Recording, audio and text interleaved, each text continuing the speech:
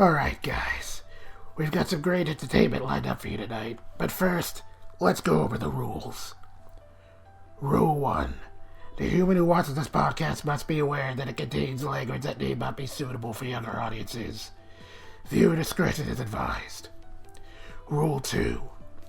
The human who watches this podcast must be aware that spoilers for a series may occur at any time. And lastly, rule number 3.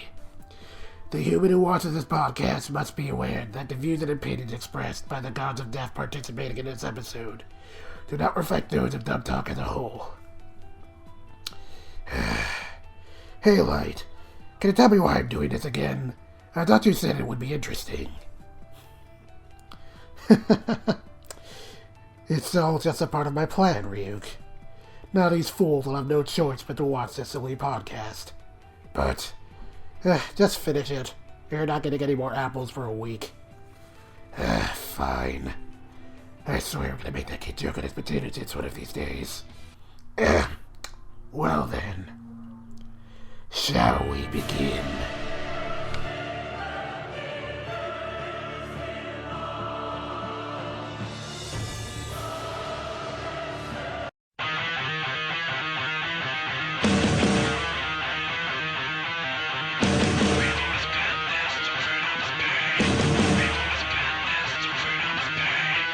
Good evening, ladies and gentlemen, and welcome to Dub Talk, a show where a bunch of nerds get together and talk about a recent dub or dub announcement.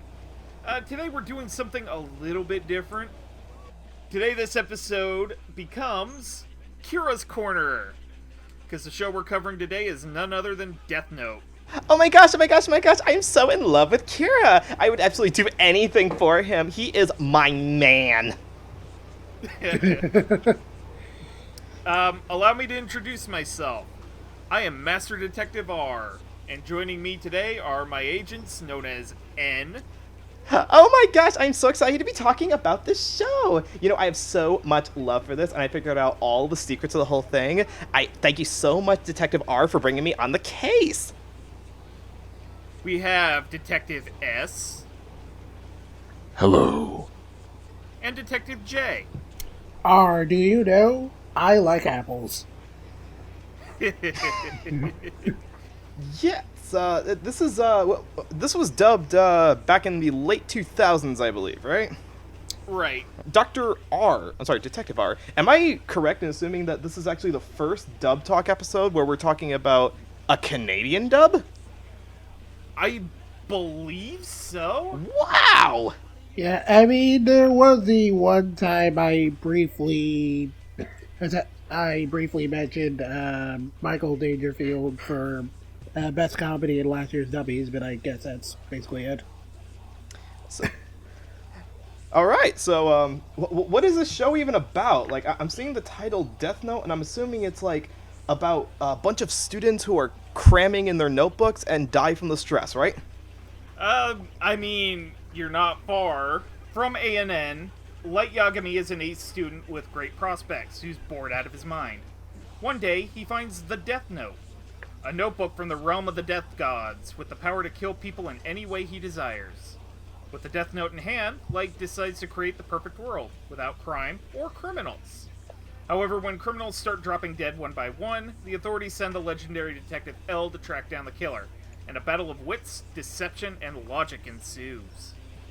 And that logic, of course, being how many plot twists can you throw into a 37-episode series and still keep the audience's attention? The answer, how many a middle schooler can handle.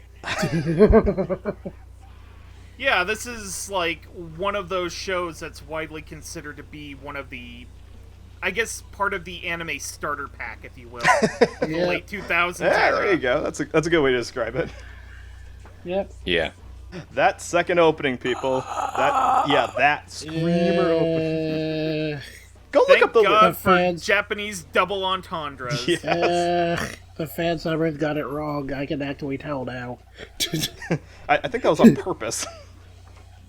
No, the fan subs had the swear words. The Visa's version did not. And Visa's version is actually accurate. Ah.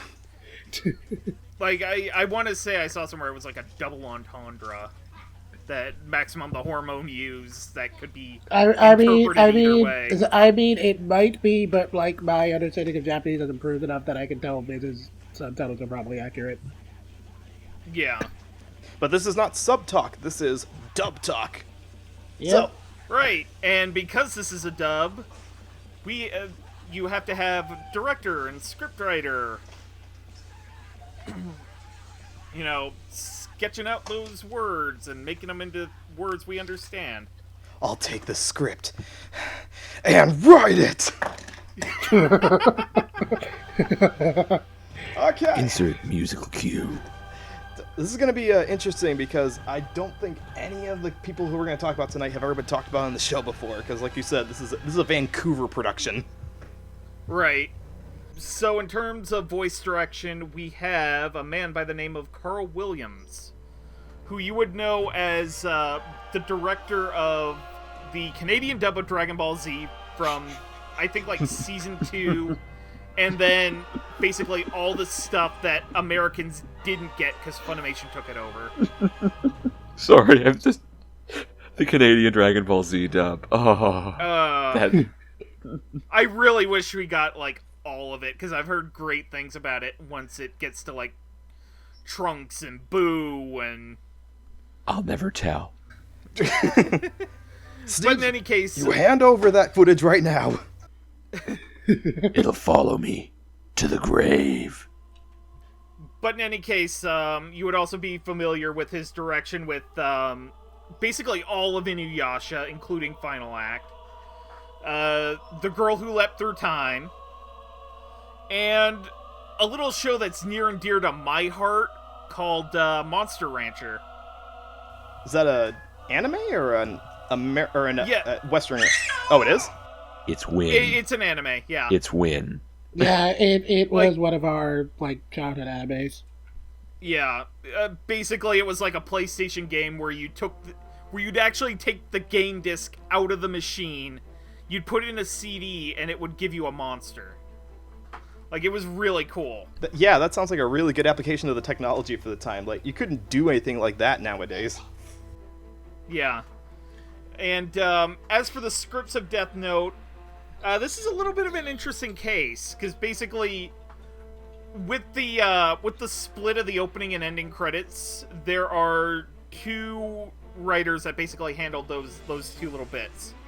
From episode 1 to 19, you had a man by the name of Stephen Headley, who you would know as the writer from Black Lagoon, a show that aired on, Crackle a couple years back called Kurazuka. And he was also the scriptwriter for the original Canadian dub of Mobile Suit Gundam C, because I guess that's now getting an NYAV Post redub at some point. That's odd because we don't get a whole lot of NYAV stuff nowadays. They're kind of split between New York and LA now, aren't they? Yeah, NYAV is basically just movies and Gundam. And Pokemon too, right? No, not Pokemon. That's somebody else. Oh. But episode 20 through 39, I'm sorry, not 39, 37 were penned by a woman by the name of Michelle Clow. I hope I got your name right. I am so sorry if I... Clow. Okay. She did scripts for Mayotome. Jet, you're gonna have to help me out on this one, but that Precure dub that was basically wasn't it 4 kids in Nelvana kind of teaming up on it? Wait, the Canadian Precure dub? Yes. Okay, oh no, that was just actually called Precure. That one was actually done by Toei. Okay. And, story of Sayankoku. Ooh. Really stretching our knowledge of obscure shows here. Story of Saikoku. That's a good one. That's a good one. We got some interesting references that are going to be coming up. Oh boy. But Jet, let's start off with you. How did you feel about the direction and scriptwriting? Okay, so before I get into that, I should mention that normally I type out my notes when helping to record an episode. But because I was pretty busy this week, I ended up writing down all of my notes in a black and white notebook. Oh no! Worst part is, I actually have voice actor names scribbled down here too. So I am now. We're so sorry. Yeah, That's so I'm awful. now. So I'm now referring to this as my dumb note. The human whose name is written in this notebook shall be judged for their acting skills. Oh boy, Alright, okay. that's actually funny. That's really funny. Okay, I'm just so- getting like, I'm sorry, I'm just getting like this visual image of like Jet, huddled in front of his computer with only one lamp and like fiercely jotting down the notes with an apple eating Shinigami in the background. Oh man, I actually do only have one lamp on right now. I've already Okay. got what I want. Okay, so being serious for a second, I don't have too much to say about the dub on the writing front. It's basically a one-to-one translation of the manga, which can make it feel a little bit stiff at times, but it works for the most part since this was a really popular series and any excessive changes probably wouldn't have gone over that well. Direction-wise, I've always considered Death Note to be one of Ocean's best dubs, and while I was a little bit worried it might not hold up well, it actually stands its test of time. I will say that the first couple of episodes or so sound a little bit awkward because some of the actors are like clearly getting eased into their roles a bit. But once they adjust, it's pretty much a great ride from start to finish. And a lot of the performances were made just as memorable as they did when I first watched the anime way back when. So, that was a really nice experience. Nice. Oh, lovely. So Sneebs, Mm-hmm. why don't you inform us of your opinion? I found the adaptation was, as was said, fairly workmanlike. No real fancy Dan adaptations to local peculiarities. This script could practically have been written in America. The only thing that I found telling or different about this adaptation, I think, was the sheer leveraging of the passion. Say what you like about this show, the people who are giving the dub performances actually, I think on average, give a better bang for the buck than some of the dub performers. We'll get to that when we get to that, and I'll be dropping specific names, but this is the sort of thing that just works better in dub, in my opinion. Okay, so Noah, what do you think? Well, I'm not surprised that both Jet and Sneebs had pretty good opinions of the dub, because this is a really dialogue-heavy series that I'll agree also took a little bit of time to nail down, it sounded like, in the dub, because not only is it's a serious series, but it's also a really hard tone to pull off, because mixed in with the serious tale about whether or not it's okay to kill criminals and the mind games of hiding from the police, you've also got some silly melodramatic elements as well. Like, the indicator should of course be, you've got a main character whose name is Light. Who on Earth, not on peyotes, is going to name their kid just Light? That should already give you an idea about the level of silliness that you're going to get in the show. So as for the... I mean, would you, Sneebs? Are you going to name your kid Light?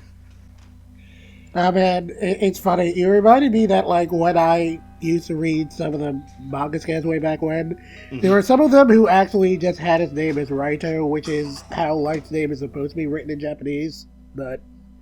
It was an odd translation choice, but given the pomposity of the show, I won't call it out. Always support your official translations, kids. Yeah, so that's, I'm thinking back to that one sketch about the difference between official translations and fan translations, where it's like, you are my friend, and then, you are my nakama. Translation, nakama means friend, but it's such a powerful word that we have decided to keep it untranslated. I remember that. Okay, but as for the actual direction on this one, yeah, I do think this is one of the better things that the Ocean Group has done. Certainly some of the best material that they've been given to work with. Carl has really good a good handle on his different actors. He gives he casted and directed all of them to sound slightly different from each other, so that if you were to just listen to it without any visuals, like I did for a good chunk of this, you could pretty much easily figure out who is who. So the actors are distinct.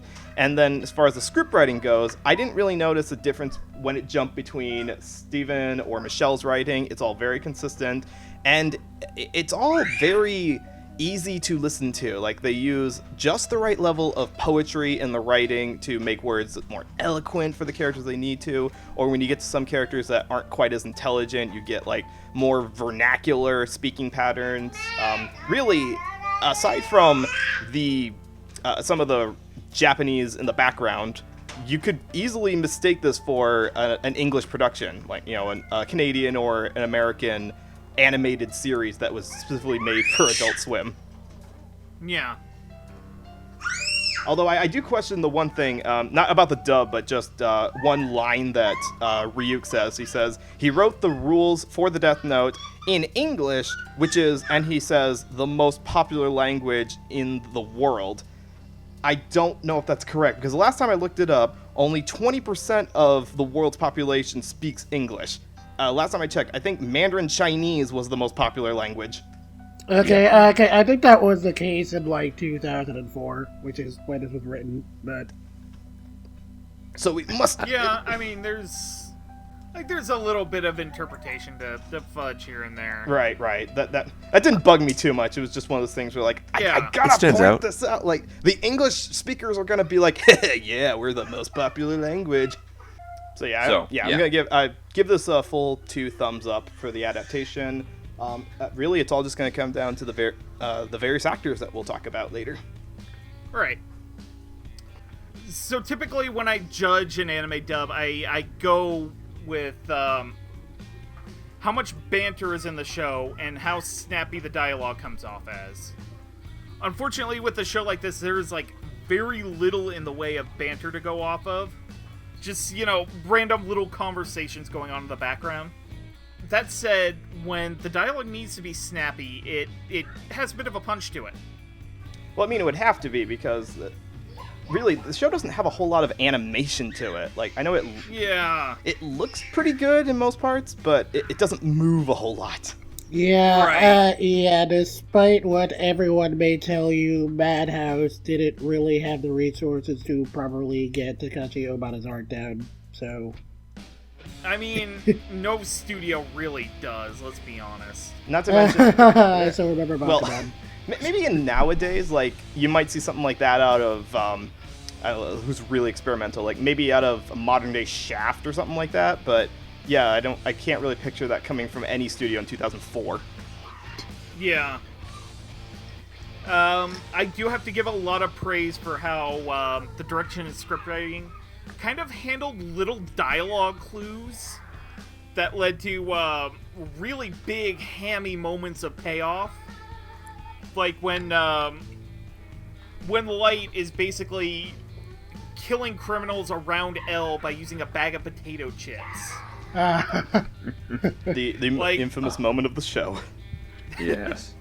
There are little moments like that scattered usually around the end of major story arcs, and it's really, really nice. And that said, a bit of a flaw with the show is sometimes the comedic timing falls a little flat.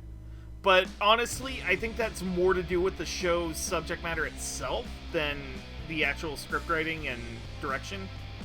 No, I mean, they definitely had I don't know if any of you guys have listened to any of the Japanese of the original, but they definitely made the comedic parts goofier in the Japanese, and in the English, they probably didn't want to risk compromising the serious tone that they were going for, and so they played more of the funnier moments straight.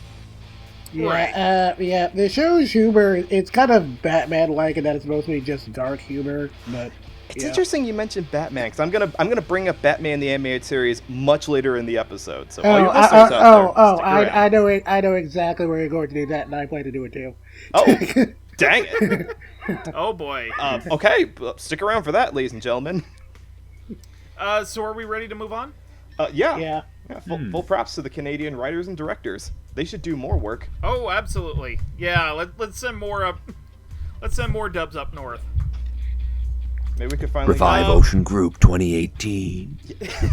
I mean, with all the work that the current simuldub people are doing, it might behoove them to, stretch out the resources a little bit and hire other people to do some dubs too. All right, so we're gonna start with the agents of the Japanese police. They are the first people to really start investigating Kira and his. You can argue whether or not they're wrongdoings, but they're pretty much wrongdoings. I mean, why? I ask you, why would law enforcers want to hunt down someone who's already killed like a couple dozen, hundreds of people in a matter of a few days? No, because there's a justice system.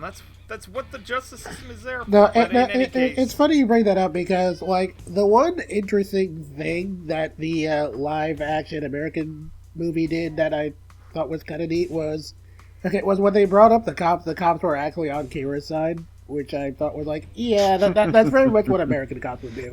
Ouch. yeah. Nothing against Seattle. But, Death Note, I'm sorry. I don't see how Light wins anyone's sympathy at this point in the game. Well, again, we can go on a long diatribe about that on the Light portion of it, but yeah, if you are in that persuasion, stick around. We are going to probably banter a little bit about that amongst ourselves. Yep. Right. All right. So starting off, we have Suichiro Yagami, Light's father, basically chief of police, and then he becomes one of the two heads of the Anti-Kira task force. And he's got a bitchin' mustache. Oh yeah, he does. Mustache. You have Tota Matsuda, kind of a lighthearted, jokey kind of guy. He's our resident butt monkey. Yes, he is. He's the youngest of the group in the Kira group, if I'm not mistaken, right? Yeah. If I recall correctly, yes. He's basically you deserve better. A little wet behind the ears. And then last we have Shuichi Aizawa, sort of the grumpy member of the group. He ends up quitting halfway through the show and then coming back. Like, he gets a really good character arc, and it actually kind of made me cry when he walked away from the task force. Yeah. In case you don't remember, he's the one with the afro. Oh, yeah. But then he had to shave it off, and then I got sad. That was his defining character trait, was the afro. But then he got the scraggly beard, and then it was kind of okay. So did they get any English actors for these characters? Actually, they did.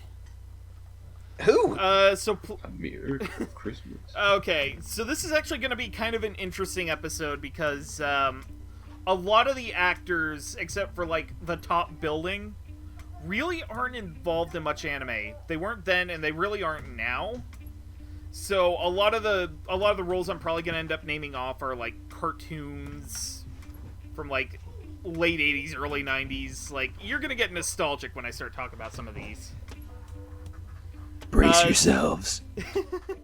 But in any case, Suichiro Yagami is voiced by Chris Breton, who you would probably have heard as Iron Man in several of the kind of 2000-ish Marvel video games.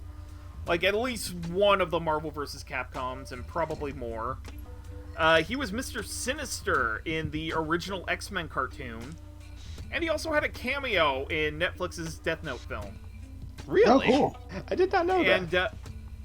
And Tota Matsuda is played by Vincent Tong. You would have probably heard him as Kai from the Cartoon Network Lego Ninjago cartoon. He was Soko Okita in Gintama. And Soya Kizama in World Trigger. And Shuichi Aizawa is played by Trevor Duvall, who you would know as Ravis Norfloret in Final Fantasy XV. He's Mr. Chang in Black Lagoon. And Isogai in Sword of the Stranger.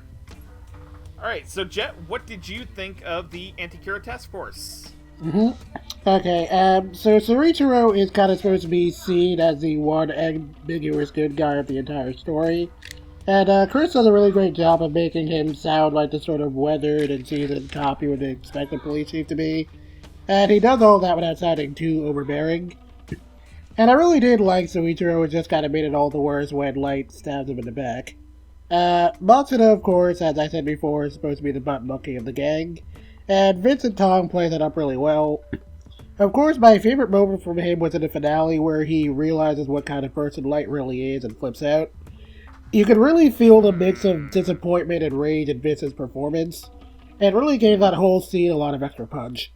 I mean, he's such a sweet, innocent person. You don't want to see his heart broken like that. Yeah. I mean, my only real complaint in that regard is more to the anime adaptation itself. Since a change in the ending means that Matsuda's theory on how Near One doesn't get brought up at all, and I kind of like that whole bit because it kind of gives the impression that Matsuda isn't a total space case, and it also kind of shows a little bit more of how much Light meant to him since he couldn't completely bring himself to hate him. Okay, so for a long time, Matsuda was actually my favorite of these characters, but rewatching the anime for this episode, I actually found myself leaning more towards Aizawa. He's kind of in the middle of these two in that he respects Light and doesn't really want to believe he's Kira, but he also never puts him below suspicion. And being caught in the middle like that sort of helped to make him feel a little bit more human in a way that, frankly, no one else in the cast really does. And that whole bit where he has to choose between continuing the case and being with his family was honestly one of the few moments in the series that actually felt pretty emotional. And Turbin Evolve nailed all of that really well. He was able to carry the character throughout the series. And he gave me a newfound appreciation for him, so I have nothing else to say but well done. Nice. Sneebs? I found that Chris Britton's Soichiro Yagami was bland. I wasn't crazy about the character. I mean, yeah, manly dad with mustache, hurrah. But he really didn't do all that much but be the emotionally distant father figure who overworks himself while his wife and kids kind of get by as best they can. He didn't really have much of a presence to him, and while yes, it was very heartrending when he was sadly dying, and Chris did warm into the character over time, ultimately it didn't really make much of a lasting impression on me. Now, would you put that down to the actual dub performance by Chris, or was that just a problem of how he was written in the show? While I do think it is a problem with how the character was written in the show, I would have liked to have seen Chris give a little bit more, a timbre of warmth here, a taste of a little bit more resignation of I've been at this job for all my life sort of affair. Yeah.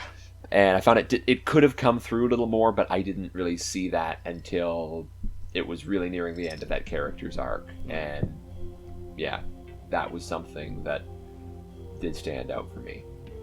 Now, the performance we got out of Matsuda was interesting. He did play the likable, soft... He felt more like a shonen protagonist in many ways. He sounded... I'm sorry, the actor's name, I had it down here. Vincent Tong. Tong, thank you. He sounded more like he would have been better as a shonen protagonist in this. You know, soft-spoken, kind-hearted. He, particularly during some of the more comedic things when he starts perving on Lights, well, perving. He's supposed to be the nice boy, and, oh, you're so pretty, Miss Yagami. I didn't expect you to seem so lovely now. It was supposed to come off as sweet and innocent, and problem with the writing of the show, but he felt like the sweet, innocent guy that we were supposed to find likable to contrast with the rest of the hardened sociopaths who are our main focus. But as was mentioned, that uptick of increased frenzied desperation as he finds himself in more and more dangerous situations really came to a head with that last devastating scene when he just cuts loose on Light on for every bad thing that he'd done. And it was a good slow build, slow burn performance that I found landed on me. And I'm afraid for our Afroed friend, he just completely slipped by my radar. He was a fun character, but I barely remembered him on my rewatch. That was my problem. There's so many damn characters in this thing. Yeah. I can't. Yeah, it was hard to care break about it down. I mean, yeah, we're going to talk about a good chunk of them, but yeah, I agree. In terms of just, like, how do you gauge the range of characters into whether or not it was a good or bad dub? It's like, there's hundreds of them. Hundreds, I say. And they did a good performance. I couldn't really place a truly bad actor in this, but there's just a reactive range from the, over the top or the incredibly pointed to the fade into the background conveniently as the plot rolls past them. Noah?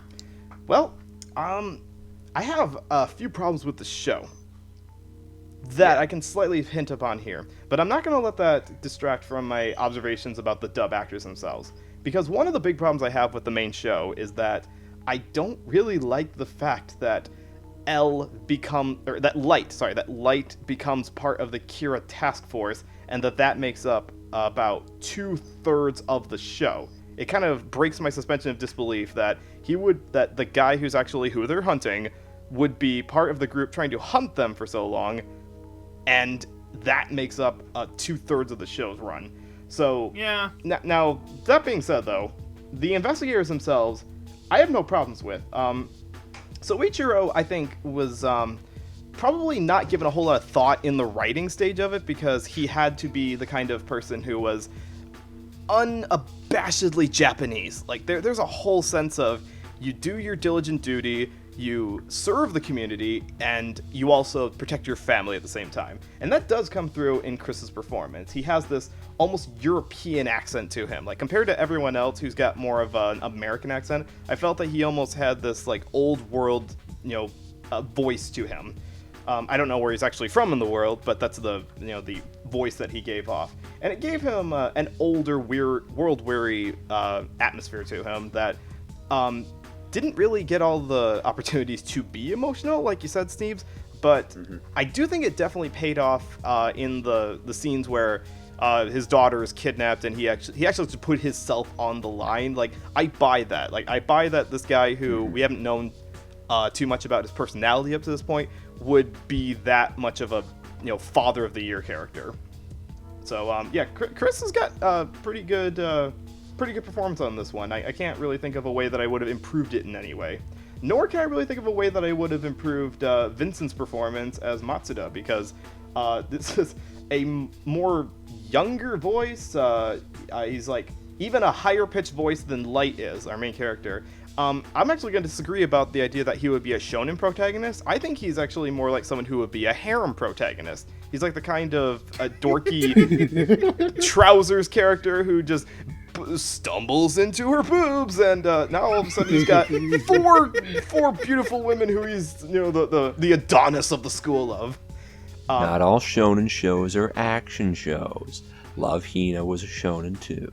And this was also in Shonen Jump. The original manga was in Shonen, which I have a hard time believing because it's so different from the battle manga that I'm used to from Shonen Jump. But you're right. Not all Shonen just means for young boys. It doesn't necessarily mean they're all action series. But in keeping with that mentality, Vincent did a good job on this. It would have been very easy to make Matsuda much more cartoonish and give him the sense of that he's got to be so much of a butt monkey that he's like we're unable to take him seriously. But he's the most relatable, I think, of all the characters. Mm-hmm. And I'm talking about all the characters, not just this group here, but like all the characters. I relate to Matsuda the most. Like, he's got a crush on a model. Gets flustered when things get over the top. But he's got like such a good golden heart to him too that you just can't help but root for him. He's like a proto Deku from My Hero Academia, which, now that I think about it, is a shonen protagonist. So maybe I should retract my statement from before. So you lose. Good day, sir. So yeah, I have nothing wrong to say about Vincent either. This was a good casting choice, and he contrasts Chris very well because the two of them do have quite a few scenes together, and you can tell the old cop versus the new cop mentality.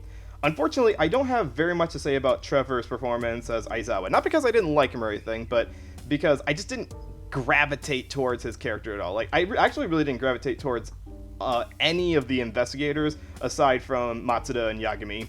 And that's just a crime of them not really having scenes that really like grab me, you know? Like there's so much going on in the show, your brain's just going to not register all of it. But I don't have anything bad to say about Trevor either. So I guess you could take that as a good thing that he did his job well enough that I can't say anything bad about it. Okay. So I have to say that Chris Patton did a really great job in playing sort of the distant fatherly figure, and did the duty-bound aspect of his personality really well. He did not deserve what the show gave him, though. Like, I would have loved to have seen him make it to the end, but then again, you know, finding out your son is the guy you're supposed to be arresting, like, that would have been heartbreaking, too. Yeah. Funny, there are versions where he does find out, and those are usually more interesting.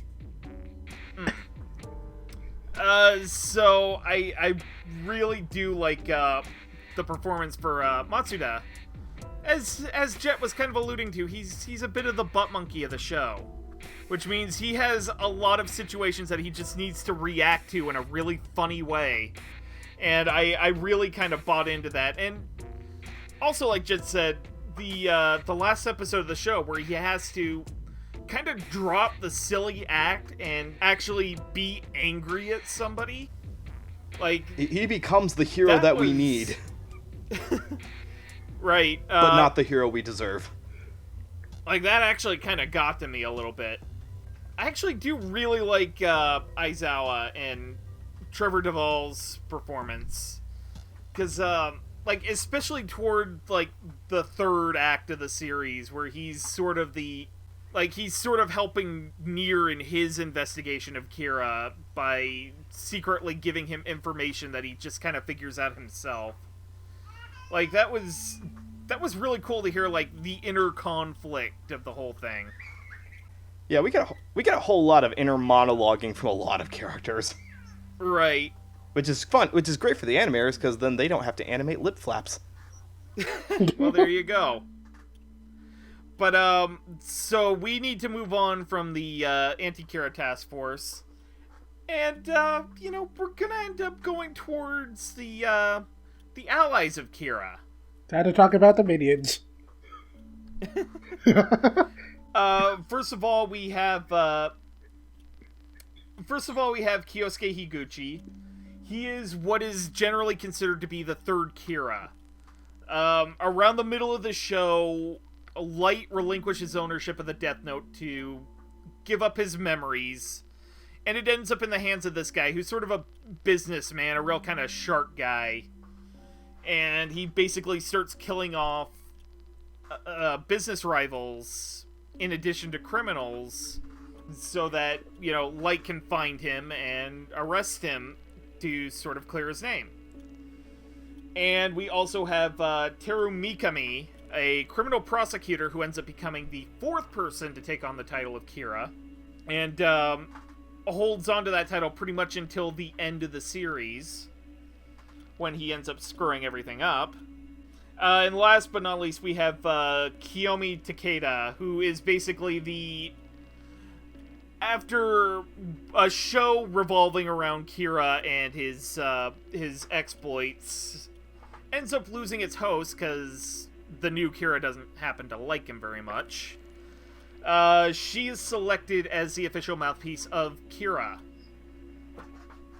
She is, for the most part, a supporter and ends up being manipulated by Light up until her death. People die in Death Note. Oh, yeah. You reminded me of this, like, Light's opening line in the show is, Death Note, as in a notebook of death? This guy rank up there with, people die when they are killed. Alright, so, Kyosuke Higuchi is played by, Andrew Kawadas? I'm, like, again, I'm terribly sorry if I end up butchering your name here. I'm probably gonna end up doing that a lot. You would know him as, Shui Chen from the movie Sword of the Stranger. He is Patrick Zala in the Ocean dub of Mobile Suit Gundam Seed. But old school cartoon fans may know him from a little something else. He's Simon Belmont in Captain N. Oh, wow. Oh, shit. I'm not going to do anything, but my whip is going to whoop you. So Teru Mikami is played by Kirby Morrow, who you would know as Miroku in Inuyasha. He's Ito in Hikaru no Go. And he's also Cole in the Lego Ninjago cartoon. And Kiyomi Takeda is played by Heather Dorikison. You would know her as Miss Sakagami in Nana. She's Amber Bailey in the Dead Rising video games. And she also plays Princess Leia in a couple of Lego Star Wars properties. I think it's like the cartoons that air on like Disney XD. I don't think it's like the actual video games, but in any case. So, Jet, what did you think of the performances of the Kira supporters? Okay, so I'll start with Higuchi first, because I don't have a whole ton to say here. He's just kind of there to be an unwitting pawn and to be kind of as big of a slime ball as possible. And Andrew Cavadas is really great at making him sound as punchable as possible. And watching him get his 2-episode comeuppance, where he slowly realizes he's screwed, was pretty satisfying to watch. Mikami is also kind of there to be an irredeemable psycho. And while I kind of appreciated his backstory, is just kind of there to explain how crazy he is and not an excuse for why he's crazy. I also feel like Mikami kind of shows how much my feelings about Death Note have changed since I was a kid. Because kid me always thought that Light would have won if he hadn't screwed up everything in the end. While adult me kind of realized how much Mikami kind of represents Light's inability to comprehend that people aren't, just driven purely by logic. It's like they act emotionally, and his failure to understand that is part of why he gets screwed in the end. I mean, I have no idea how much of that is intentional, but I thought that was kind of nice. Looking back at it now. So anyway, Kirby Morrow brings some of his finest quality hand to this performance, as he's really great at switching between Mikami's reserved and business-like persona, and a crazed, devoted minion underneath the surface.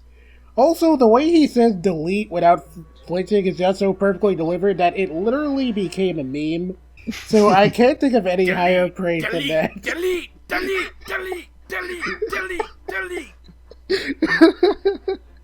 Okay, as for Takada, well, it's time to talk about one of Death Note's biggest problems. You see, okay, you see, Death Note is very, it's very sexist. And I don't mean sexist like the way female characters usually play second fiddle in shonen stories, but I mean it is really sexist. Like to the point where it is Don Draper sexist. Yeah, okay. Basically, you can tell that Tsugumi Oba just has like a really transparent dislike of women. Or at the most generous, a very narrow belief about what women are capable of. Yeah, and it's not even a problem exclusive to Death Note either, because it's all over the place in Bakuman too. Yeah. Okay, so anyway, Takada is one of the worst victims in this case. We'll get to the actual worst a little bit later. And while she was initially just introduced as a background character, when she's brought back for the time skip, it's purely just to be used as another one of Light's pawns, and to be later disposed of, and she doesn't really have too many significant traits beyond that. Yep, so basically, Oba is super sexist, and I'll give Heather credit for doing what she could with the character, but I don't really like Takada, and her role in the story is just kind of plays all of Oba's worst tendencies. Mm-hmm. Yeah, this show, when I was making the joke to middle school reference, really feels like it was written by an angry teenage boy who didn't understand people or life, and especially those pretty but frivolous girl creatures that are always twittering about. Yeah, I have strong opinions about this show. With Takada, I liked the performances that we got. Even in the second half, the character should have been fascinating in all of the right ways, where she is both a fervent supporter of this vigilante death cultist. She should be, an analyst who has these strong opinions about what is and isn't the justice of the new world, but also had a broad emotional range of affection and flirtation with light. And while the actual motivation behind that was, again, Obata failing to understand that women are human beings, the actual life that was given to that performance I thought was solid. Terrible material to work with, but good on Heather Dorkin.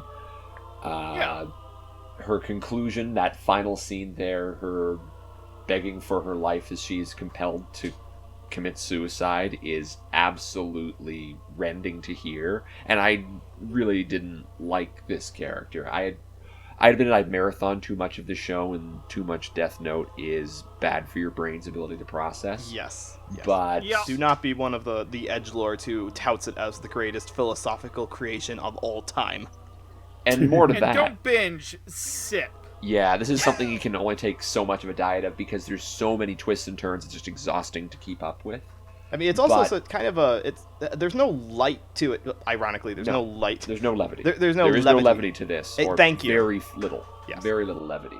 But even when I was a little burned out while trying to cram in the last 5 episodes I had of this, her last moments were absolutely incredible. That would have been a career maker for sure in the dubbing scene.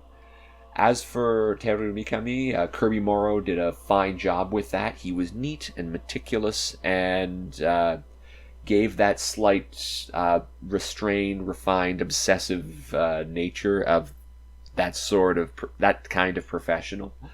And through the very brittleness of the performance and the types of lines he had to give, really sold the idea that this person is like what one of Light's followers would be, both in real life and sort of this person who has no ability beyond a very narrow view of the world. This is right, this is wrong, I understand this.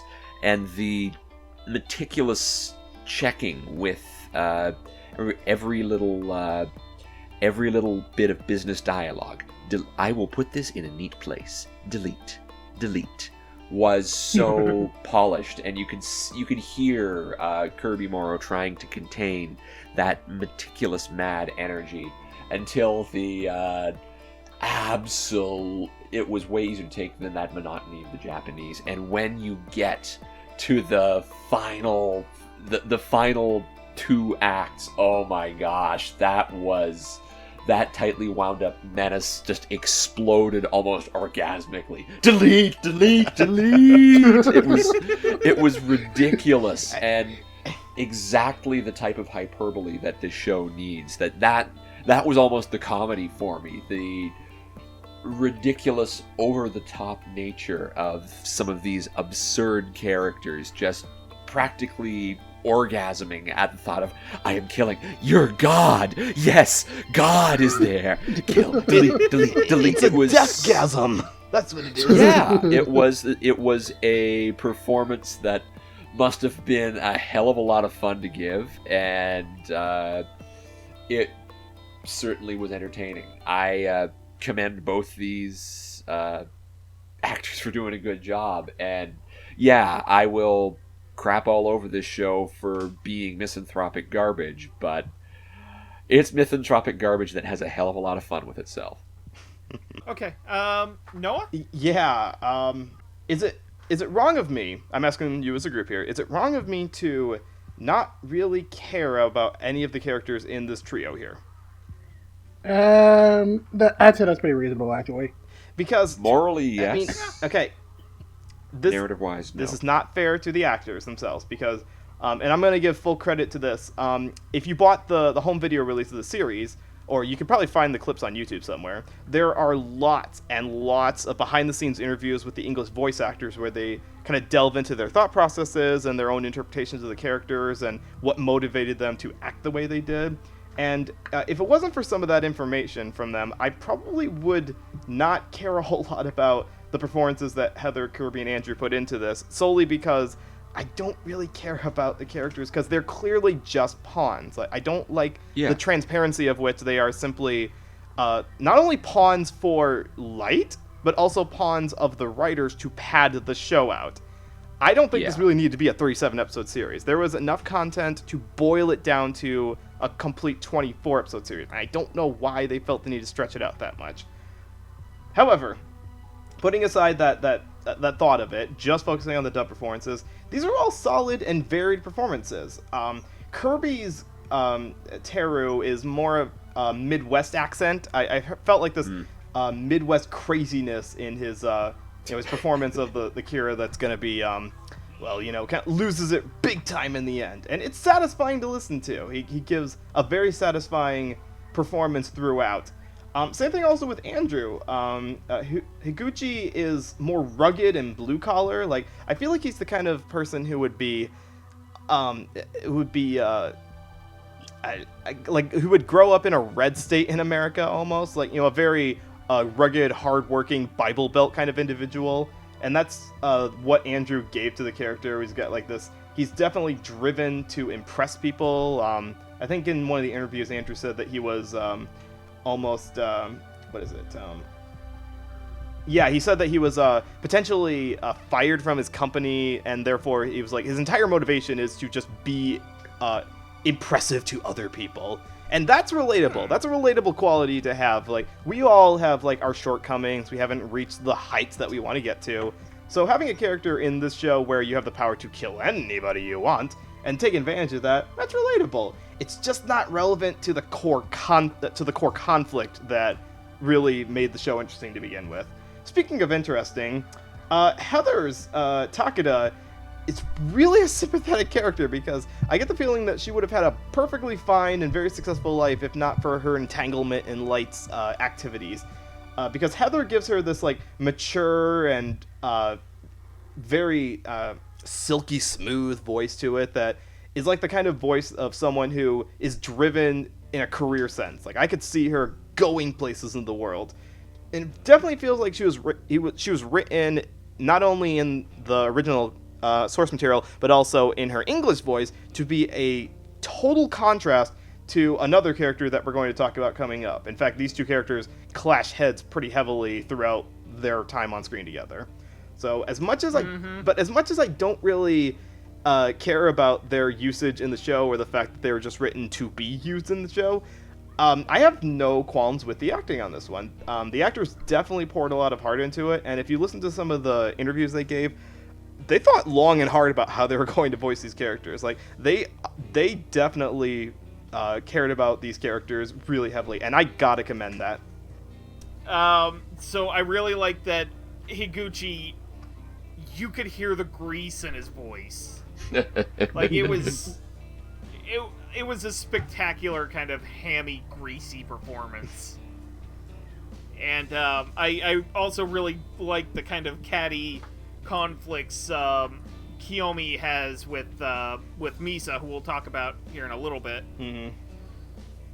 Like, that's a lot of voice actor interaction, and that kind of thing is like ear candy, because if you do it wrong, you can tell, because like dub actors have to do everything separately, so there's sometimes not a very good way to gauge how you're supposed to react to what somebody says if they haven't even come in to do their lines yet.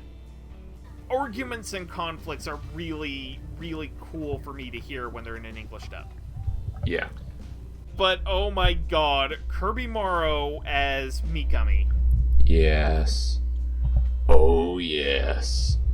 Like, I hope that there wasn't a deposit on those sets, because Kirby Morrow just shoot him to hell with that. From the narration of his backstory to, like, the penultimate episode where he's just rambling the word delete over and over and over and over and over and over again like a madman.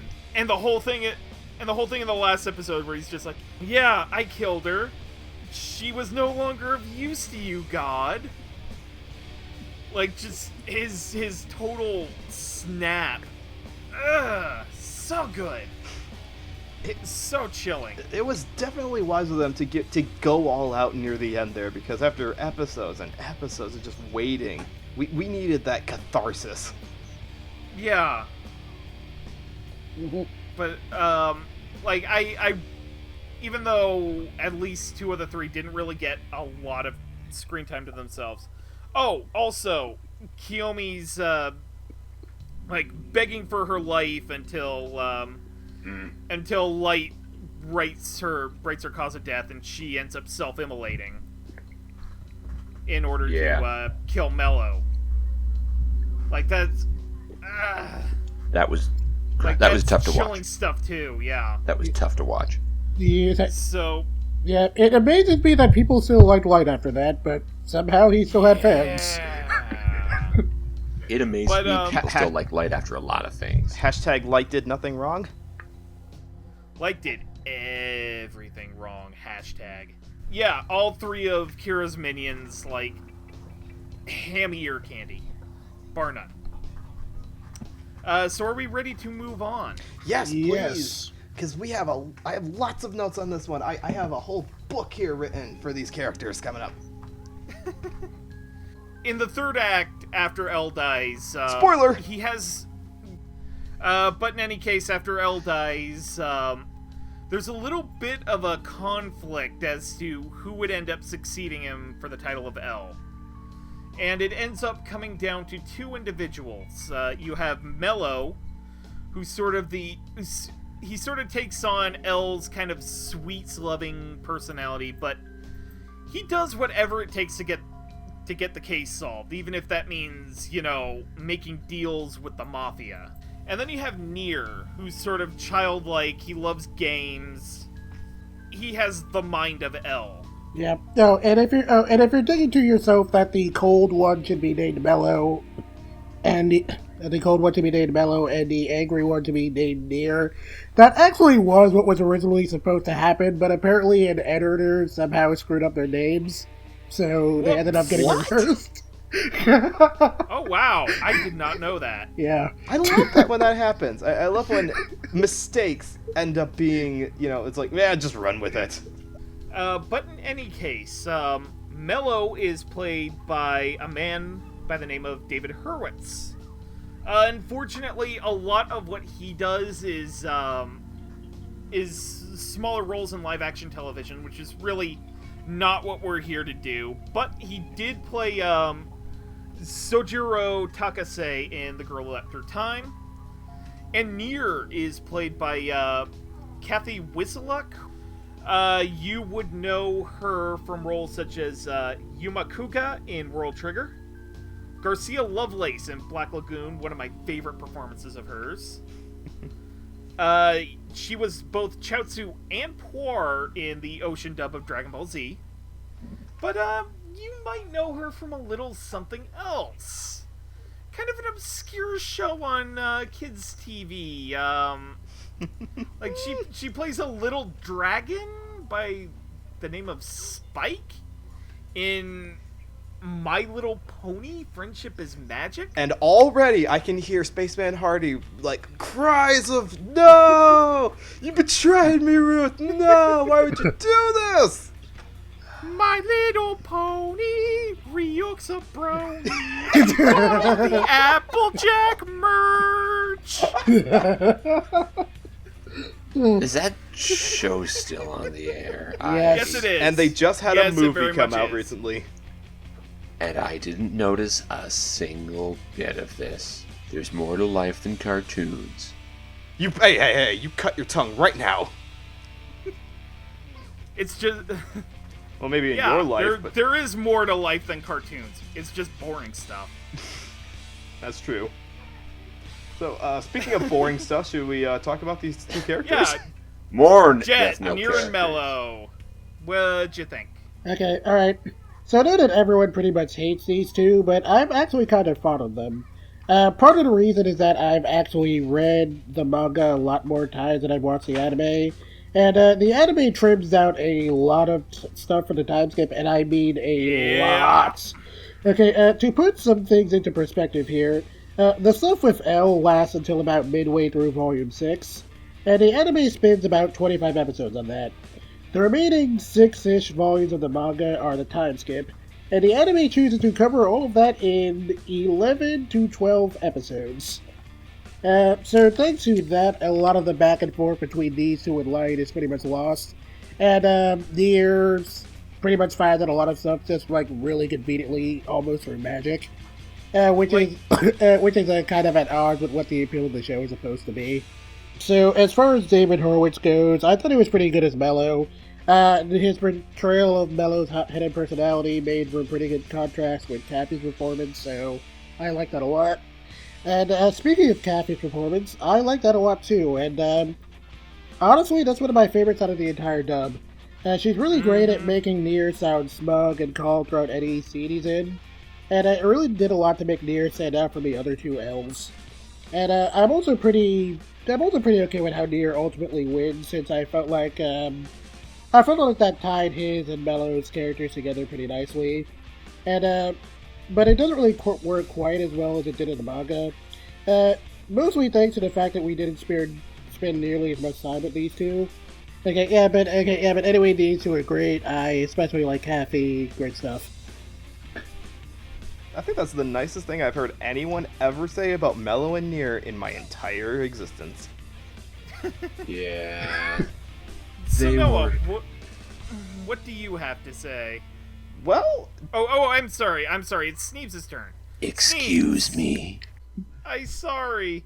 Sorry, I keep on going back to the we're playing a game motif because mind games are all what this show is about. Yeah. Yeah. I liked neither of these characters particularly well. Mello's a misanthropic creep, and Nier is a boring, half-baked imitation of L. But the performances that we got were really good.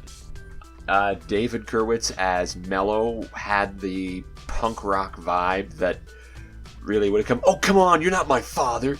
I'm really 15. You know. I'm going out on my own. From the introduction, the little You're not shit. my real dad. God. Exactly. The little shit was that adolescent id that was totally in rebellion about reading this violent comic book. You can't stop me. I'm my own person. It was insufferable to live with, but to listen to, totally what you'd get for a spoiled super genius little shit. And as for Kathy Weslock, she played the calm, calculating, ridiculous boy child to the best to her hilt. That little bit where the investigation committee sort of snubbed him at the end, said, "We're not following your orders, Nier." And, oh, okay, I guess I'll just be over here then. She didn't have much range to do with that role, but what little she got was quite serviceable for it. It's not really a demanding role. She just has to talk into a microphone explaining stuff. And yeah, there's nothing really to fault there for either of them, aside from the fact that these are poorly written characters who don't have the same compelling dynamism that the manga and anime's first half had that was lost in the second, but c'est la vie. I'm trying to think of like an interesting way to like interject, like how can I say this differently than what you just said? But I think what I can add to this is that Mello and Nier's existence for the last 15 years, however long the show's been out, has been relegated to poor L substitute characters. And I went into a rewatch of the show trying to view them not as that, but as a different set of obstacles, not exactly supposed to be like L. Yes, I know Mello was supposed to get the half of L that was all about eating sweets, and Nier was supposed to get the part of him that was like crouched over gremlin looking character.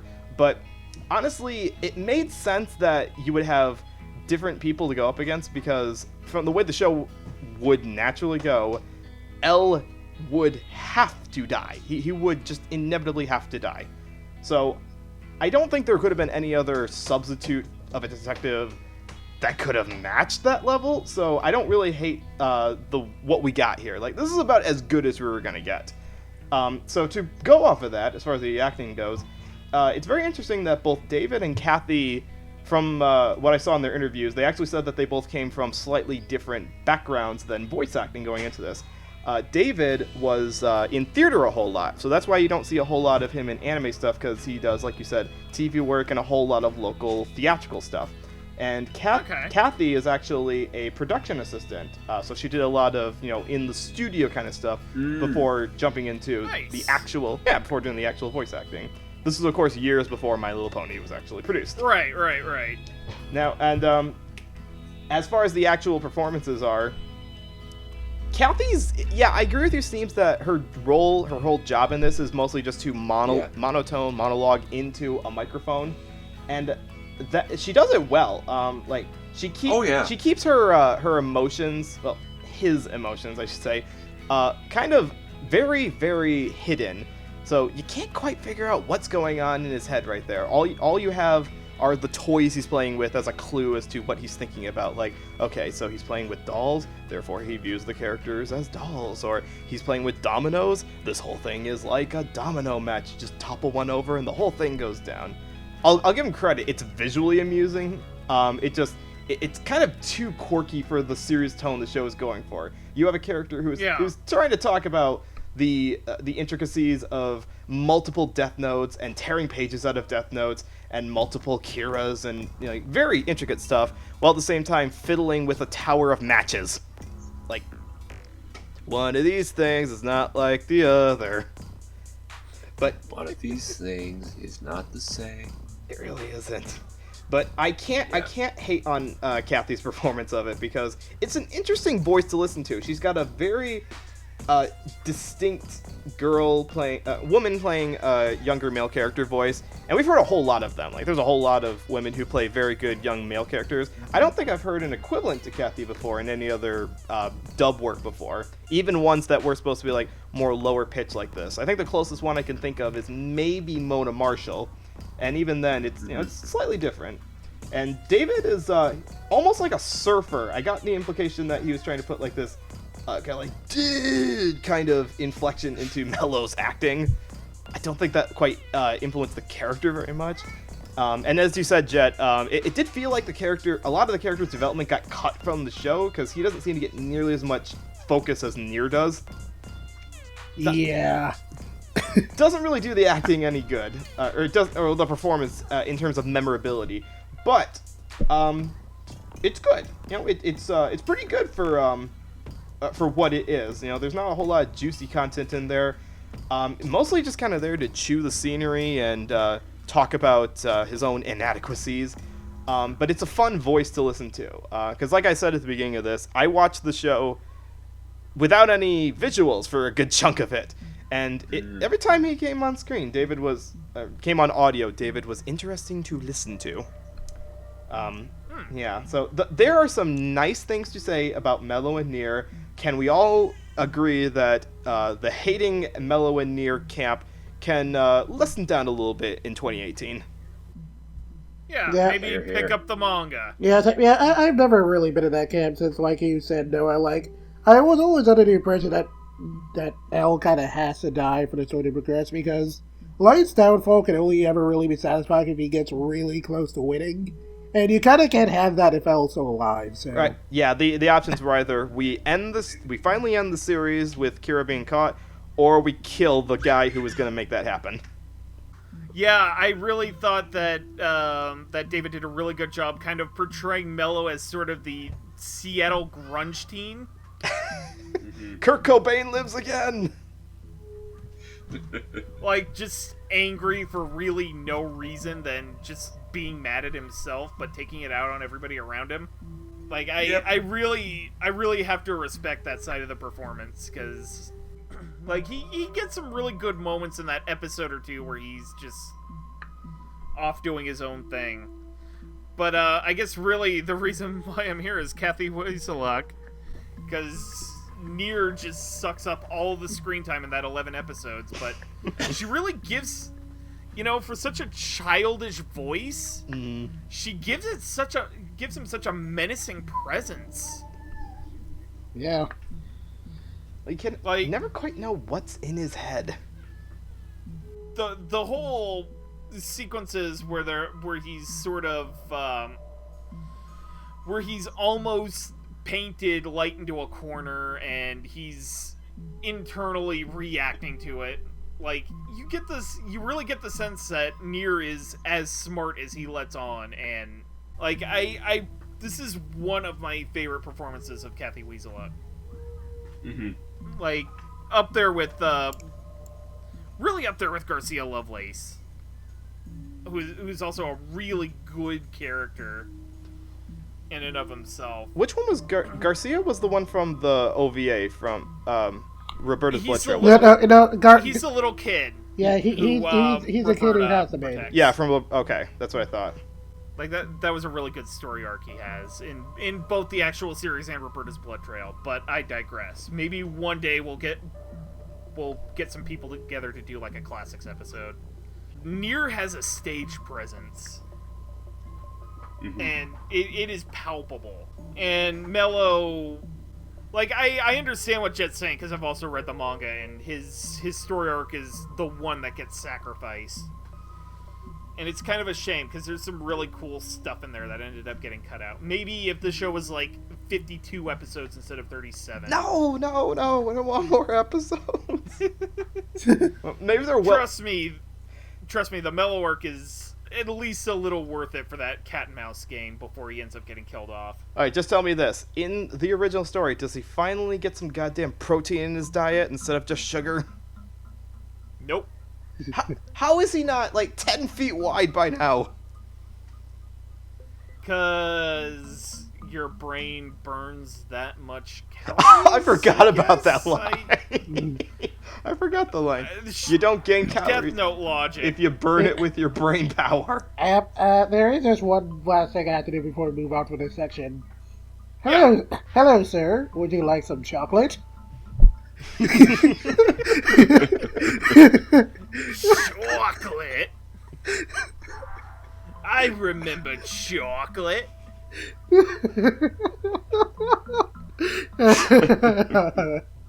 Yeah, that was one of the good old Death Note memes. Memes, they don't die, they just find new life. So are we ready to move on? Yep. I think so. So next up, we have basically the main love interest of Light, Yagami, who is Misa Amane, who is more or less the second person to take on the title of Kira, and her Shinigami partner, because now we're getting into the Shinigami. But Misa Amane basically, she spends the show in a constant state of helping Kira out, and then losing her memory, and then helping Kira out, and then losing her memory. And her Shinigami Rem is basically, she's actually, I don't know if it was ever specifically stated that she was in love with Misa. Well, she pretty much says as such, so. Pretty obvious. It's right. pretty obvious. Well, she just said... I mean, they state it aloud. The most that she says is that she has developed feelings for. Okay. You can take that as you will. And Oh, come on. When a Shinigami falls in love with a human, that's when they die, when they use to write someone's name in a death note. Yes? Guys, this is clearly a queer romance. I'm sorry. I don't know how you cannot see this. yeah. But more or less, Light ends up using Rem to kill L, and in the process, she has to die because she's extending Misa's lifespan. Yeah, even by you just a know, little bit. you really have to wonder how Wait. long Misa gets to live towards at the end. Because there were two Shinigami who sacrificed their lives for her. Granted, we don't know exactly how long Shinigami gets to live, but... Well, like, basically, the way the Death Note works with Shinigami is, when they kill a person, they get whatever lifespan that person had added to their life. So, theoretically, you could live forever. You just gotta keep slicing years off of humans. Yep, so we find out that Right. Misa lived to be 200. And Misa Amane is played by Shannon Chan Kent, who you would recognize as Pinkie Pie in My Little Pony: Friendship is Magic. She's Joy Pepper in the new CGI Superbook series. She's Amy Kwan in the Netflix King Kong series, Kong King of the Apes. And Fabiola in Black Lagoon. Now, Rem is played by Colleen Wheeler. And she has a few anime roles here and there, such as Luke's in Saber Marionette J and Ralph's mother in Master Keaton. But, you know, mid-2000s cartoon fans would probably recognize her as Mystique from X-Men Evolution. Specifically, the second X-Men cartoon. The one, Right. yeah. The actually good one, not campy fun one. Ooh, that's a can of worms I don't think you want to open on this episode, Roots. In any case, Jet, what did you think of Misa Oh, and boy. Rem's dub Okay, so performances? I'll start with Rem, since that'll be real quick. I always liked how otherworldly Colleen Wheeler's voice sounded, which fits since Rem is, well, a Shinigami.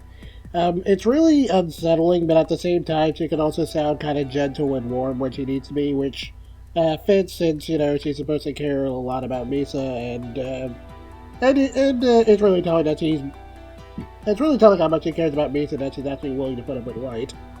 As for Misa, I'll start with Shannon's performance, since that's another one I really like for the dub. She's really great at sounding bubbly and energetic without going full-on diabetes levels of sugar. While also making Misa sound just a little unhinged, since she's so psychotically devoted to Light. As for Misa the character, well, this is another case where Oma's sexism kind of muddles with the story. Okay, Misa is clear. Misa is clearly supposed to be a Harley Quinn type character in that she's hopelessly devoted to someone who couldn't care less about her. But here's the thing: Harley Quinn, or at least the version that Paul Dini wrote, is meant to be viewed as purely sympathetic, in that there's never a moment where you aren't supposed to think she wouldn't be better off fixing the Joker. But since Oma clearly wants you to think that Misa is the dumbest person alive, which, okay, honestly, she's not even really that stupid. She plays Light before they even meet. The tone of her character is always kind of stuck between Light being framed as an abuser and Misa being framed as some dumb bimbo who keeps getting in the way. Yeah. And the result is kind of messy.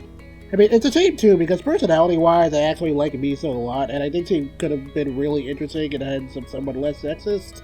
But we're stuck with the version we have, and the version we have is kind of disappointing. But Shannon's performance is real good. I like that. These characters really deserve better.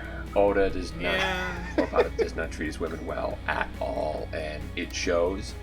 In terms of the performance, Colleen Wheeler's Rem was just a very hoarse and scary person. I'm not doing a good impersonation of her voice well.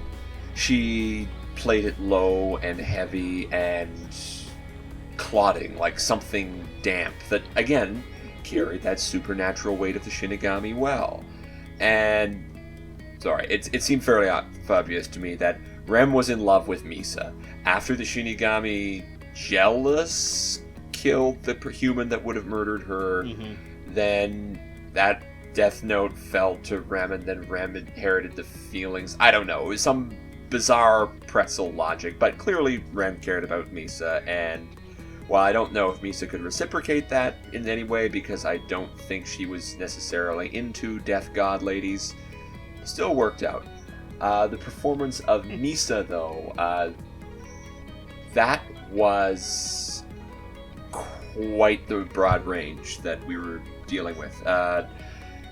Misa goes through a whole hell of a lot. She is put through a torturous plot roller coaster, is the cheerful peppy goth girl, the bubbly teen who then becomes the more bored but still upbeat wife. She also goes through hellish tortures, privations, separations, etc. We had I personally found Shanna-chan Kent did, she had the teenage bubbliness that really captured that feeling of a high schooler or university student with a crush. And I think that's what this character is supposed to be. She is someone who is not particularly worldly, a little immature, but not stupid either, contrary to what our author seems to think. Misa feels like what Death Note's target audience would actually be like if they were given these dread supernatural powers. She'd admire this person or force that delivered justice from beyond, and then want to find this Kira and meet them. And then finally, when she meets them and find out, oh, he's a handsome, wonderful boy, does fall head over heels in love because she is a sadly naive person who really hasn't lived all that much and is still feeling her way out in the world. And honestly, yeah, I found on my rewatch, I can't believe I missed how likable this character was. Even the, Light's sister and Light's mother and all of the characters on the Kira investigation team, they all really like her and are happy to have her around. And it's so good to see that girlish Japanese dub or sub performance there carried over to make that less of the twee, cutesy, high-pitched voice that Japanese women are sometimes supposed to have in order to appear cute in society makes sense in translation. And I'm very pleased with that role, and honestly wish that both voice actresses could have had better characters, could have been given a fair shake of the shift in all the wheeling and dealing and plotting goodness. Well, to play to credit to what you guys were saying, she is not dumb. She's very resourceful in what she does. The biggest crime that you could say against Misa is that she's just unambitious, at least compared to the change the world mentality that Light has. Like, she knows what she likes, she knows what will make her happy, and she uses clever means to pursue it. She kind of locks Light into a bit of an obligation. Like, that's kind of clever. And honestly, yeah, I get where the dislike of her comes in, because she's not written to be emulated. Like, I can't see anyone looking at Misa's character and saying, I want to be like that. But she's definitely someone who I would enjoy hanging out with. I want to point out that one thing about Rem's actress, Colleen Wheeler, is that she was actually told to try to emulate the voice, the pitch of the Japanese, like some actors are, because Rem was originally voiced by a male Japanese seiyuu, not a woman. Oh. So you had a very low-voiced, pitch coming already. So Colleen's voice just kind of matched that, which I found interesting because her natural speaking voice does not sound like her Rem voice. It's also the same low, sullen, almost African-American type voice that she used as Mystique in X-Men. So I was actually a little surprised when I looked up her bio and found that she was in fact white, because for years and years I thought she was African-American. And that's all really kind of a good indication about her deep range of voice. Like, she uses this distinct low voice, and doesn't emulate her emotions a whole lot. She said in the background information that she was trying to avoid being too expressive, because if she did, then it would kind of break her personality. Like, it would make her like too excited or too sad. So she has to get across all of the emotions just through very strong acting without letting her voice get too high up and excited like this. So all props on Colleen. I was really impressed by that. My second favorite Shinigami would have been number one, except the actual favorite Shinigami in the show is just really hard to compete against. But honestly, really good job on Colleen. And as for Shannon, which, by the way, to go off of what you're saying, Roots, about her past voice acting credits, yes, to all you bronies in the audience, we know that she plays Pinkie Pie not in Friendship is Magic, but in the previous series. We know that the voice for Pinkie Pie in the My Little Pony series is Andrea Libman. Please don't pitchfork us. We got our resources. But as far as Shannon's role in this show, I like that you said that she has a lot of range, Sneebs, because I also wrote that down. I wrote, because in retrospect, I thought I kind of pegged her for being a little more one note in the voice department, but really in going back and watching it, she's sad when she needs to be. She's like deep in thinking when she's hearing like the backstory about how you can kill a Shinigami, and she's all she's actually very deeply invested in this idea about love is the only thing that can kill a Shinigami. And when she needs to be perky and happy and I'm gonna be a good girl now and go to bed by myself. Good night, honey. You know, it's the believable love-struck fangirl voice to her. I don't really think that we could have expected a better performance out of this. It's it's the best adaptation of the Japanese archetype that we could have gotten in an English translation. Mm-hmm. Yeah. And that's all I got for it. Also, just to point out that she also kind of like slurs some of her words a little bit, which this is more of an indication about the good directing and writing that we had. So going back to the work of the director and the writers, good job on giving distinct voices to the different characters, like in the different levels that they are thought-wise. Like Misa's not the super high ambitious one. She's more not worldly, but more materialistic, I guess. Like, go back in that first episode where she shows up and look at the toys she has in her room. Girl is messed up. She's teenage goth, man. That's not... I'm sorry, it's like, no, she's... I knew Have teenage you been goth. to a Hot Topic? Have you bought your Death Note merchandise lately? Come on. I've met teenage goths. And even by that standard, Misa's toy collection freaks me out. Well, agree to disagree. But yeah, good acting on Shannon. Yeah. One thing that kind of interested me with the performance of Misa, like in that third act after Elle dies, her story arc with Light kind of almost becomes sort of a Goodfellas kind of at the third act. I always wanted I'm to be a serious. Shinigami. Now is she like... Which character is she? Is she Joe What's her Pesci? name? Not Joe Pesci, No. not DeVito, but De Niro, but the main guy. The wife of the main guy. I can't remember his name. Oh, the one who... Was it Ray Liotta?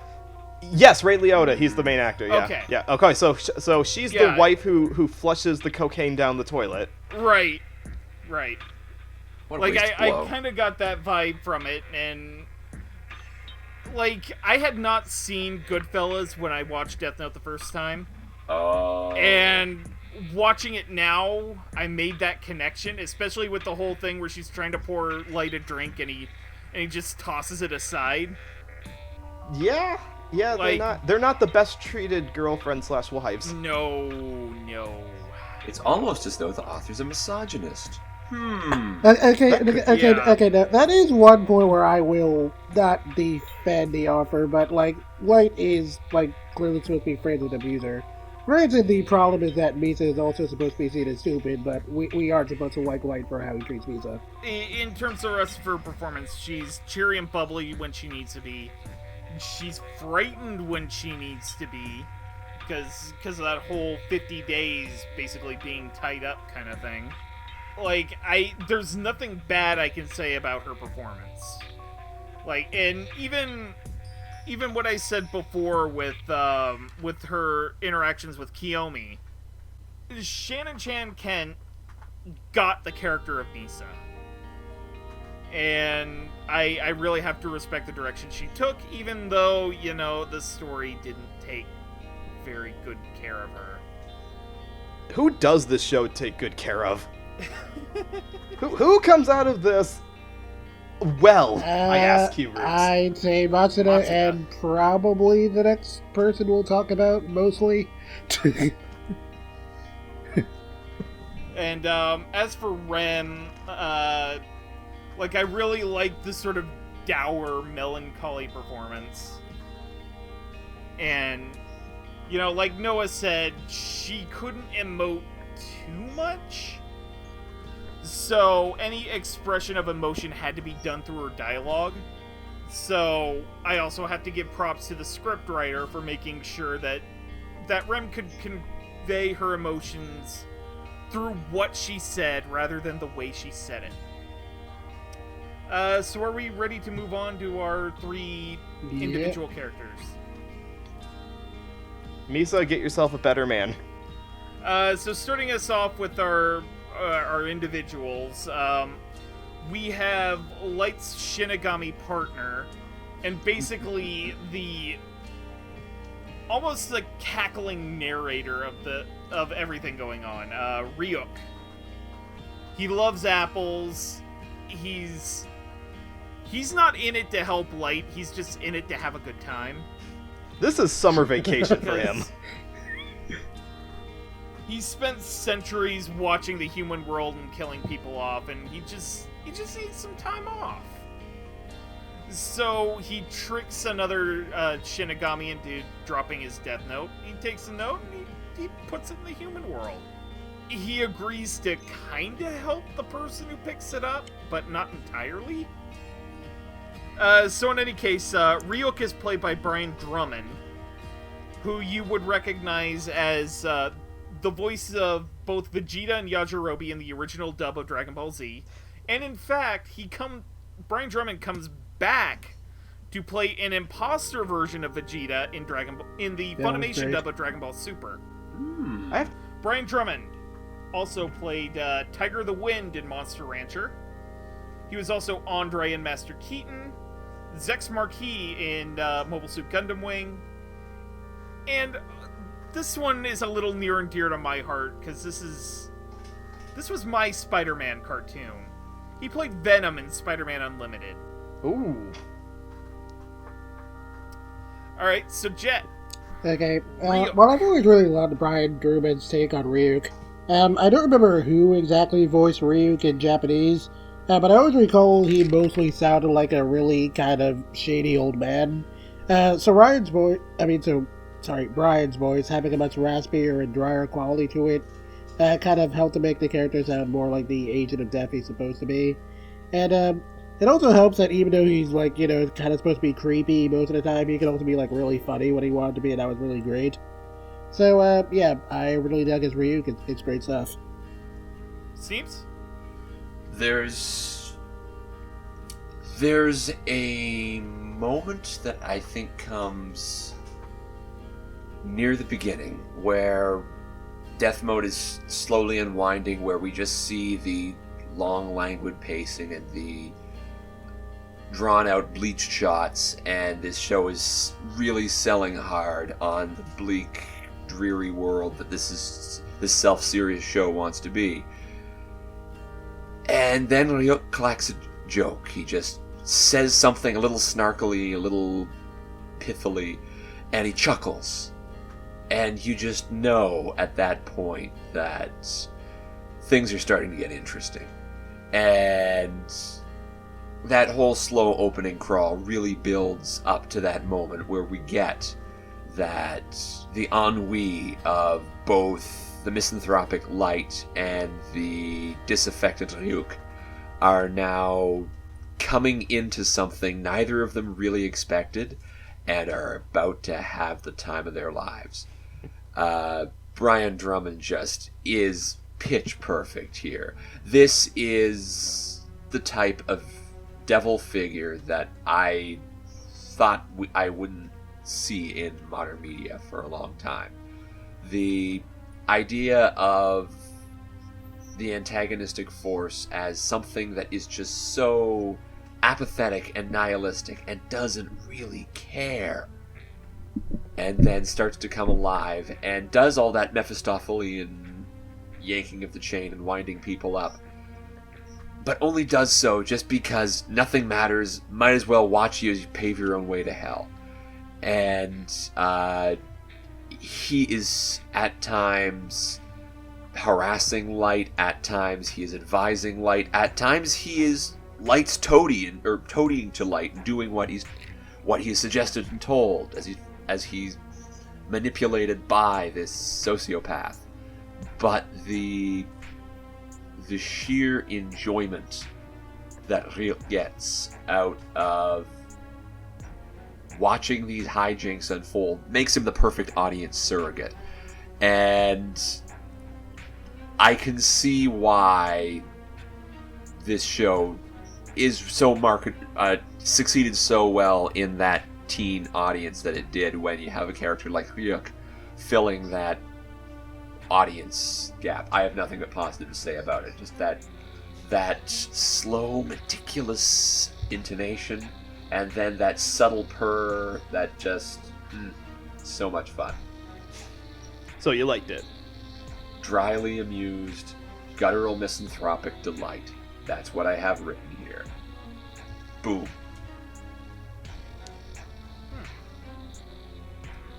Noah? I'm kind of reveling back from Sneebs' observation there, because I was like, did you like write his obituary or something? Because that was like masterful descriptions. I write stuff out, and sometimes the vocabulary. Well, I'm glad, because that is a lot of what Brian's performance deserves. It definitely deserves to be spoken of with high praise, because even compared to the Japanese, which, by the way, the Japanese voice for Ryuk was Nakamura Shido, who Roots would probably know best as the voice of Dragon in Ping Pong. Couple of, little tiny things in there, but for this show, yeah, we have all these mostly regular sounding characters that the directors chose because they wanted the English cast to sound like the kind of people who you would see in normal life. But they totally cut loose on Ryuk's acting and being gravelly, like there's a growl in there, it's very breathy, and all throughout the show, it goes through like the wide range of amused, bored, lustful, deceitful, unamused anymore, and that whole range there is just so much fun to watch that I could not have thought of a better way to portray this character than the way that Brian did it in the vocal register. So yeah, I got nothing but good things to say about this. I'm only jealous that we didn't have a camera watching him at all times to get up and dance and laugh around. It's like the kind of gleeful joy that you get out of listening to stuff like Mark Hamill's portrayal of the Joker from the old Batman series. And I'm kind of wondering if that was actually an inspiration, because you could draw a lot of comparisons between the Joker from that series and Ryuk in this show. Yeah. So. And on that note, I do have to wonder if Willem Dafoe in the American Netflix version of this took inspiration from. I feel like he kind of had to. Because there's, yeah. Now I have to wonder also if a bit of synthesis, if Brian Drummond didn't take some of his acting in this show from William Dafoe's portrayal as the Green Goblin from the old Spider-Man movies. Ooh. That is a good thought. Just a circle of influence. Yeah. But I really like Brian Drummond's performance of Ryuk, because Ryuk sounds like a guy who smokes an entire carton of cigarettes a day. Just that phlegmy coffee cackle he does. Yeah, there we are. In terms of the actual performance, he is... Brian Drummond embodies what I like about Barry Yandel as Zaruba in the Garo anime franchise.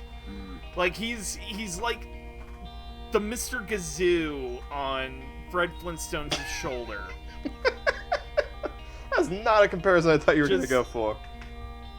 Just he's willing to help, but then he makes Light feel bad whenever he screws up. And especially in early on in the show where he's being followed by the FBI agent and just Ryuk's cackling because he knows what's going on. But Light is completely unaware. And he actually has to kind of grill Ryuk to find that out. It's one of those things where you can really tell Brian Drummond had a lot of fun. While I'd love to see camera performance, a camera showing his performance doing the anime, I would really love to see that actually for the live action movies where he does the voice of Ryuk. Because, that CGI Ryuk, and I mean this in terms of the Japanese live action films, not the Netflix one. Right. But that CGI Ryuk they use for the Japanese films is just so animated. Like, even more so than in the anime version, because, you know, like, it's Madhouse and character designs that really weren't designed to move. But I like the sort of, hey kid, wanna smoke kind of portrayal that Brian Drummond gives Ryuk. Like the PSA shady guy who's trying to offer the kid a cigarette. Hey, kid. It's kind of funny. It's kind of funny you say that, because this is one of the versions where he doesn't actually tempt Light into doing anything. There are versions where he does do that. I was gonna say, Yeah. one of the best things They about suck. him is his impartiality to the whole thing. It takes him multiple days for Light to use the book before he even shows up to himself. Yeah, but then even then, his presence is just like, it's kind of the sort of Mephistopheles kind of character. He doesn't even get anything out of it aside from just amusement. Right.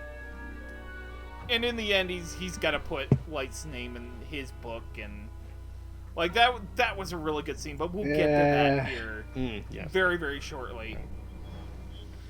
So moving on, we have the greatest detective in the world, simply known as a letter L.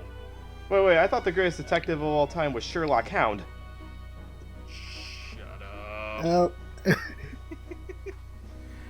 He comes to Japan to investigate the Kira murders, ends up befriending Light, knowing pretty much, at least at any given time, with a 5% suspicion that Light is Kira, and ultimately, through a series of Deus Ex Machina events, he ends up getting killed.